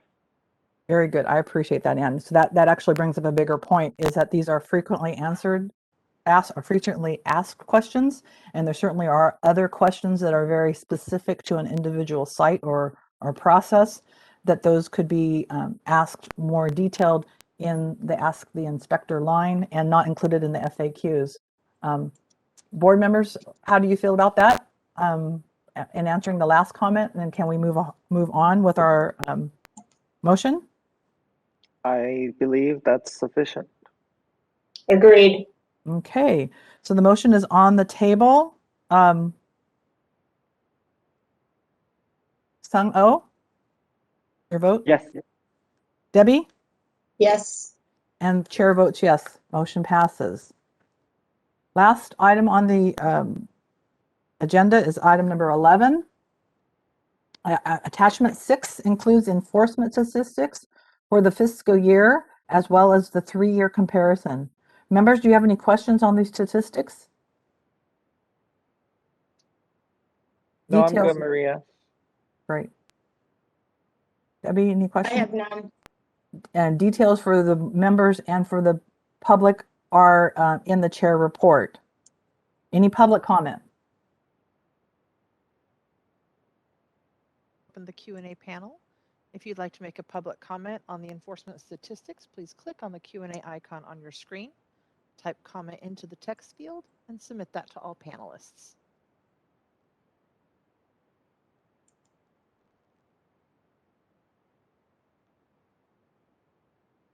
Okay, thank you. Not seeing any requests, I will close the panel.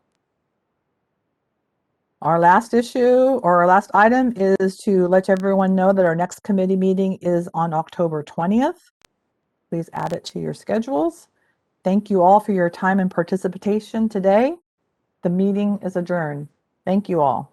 Thank you, Maria. And thank you, Debbie. Yep, you too, Song. Talk to you guys later. Bye, guys.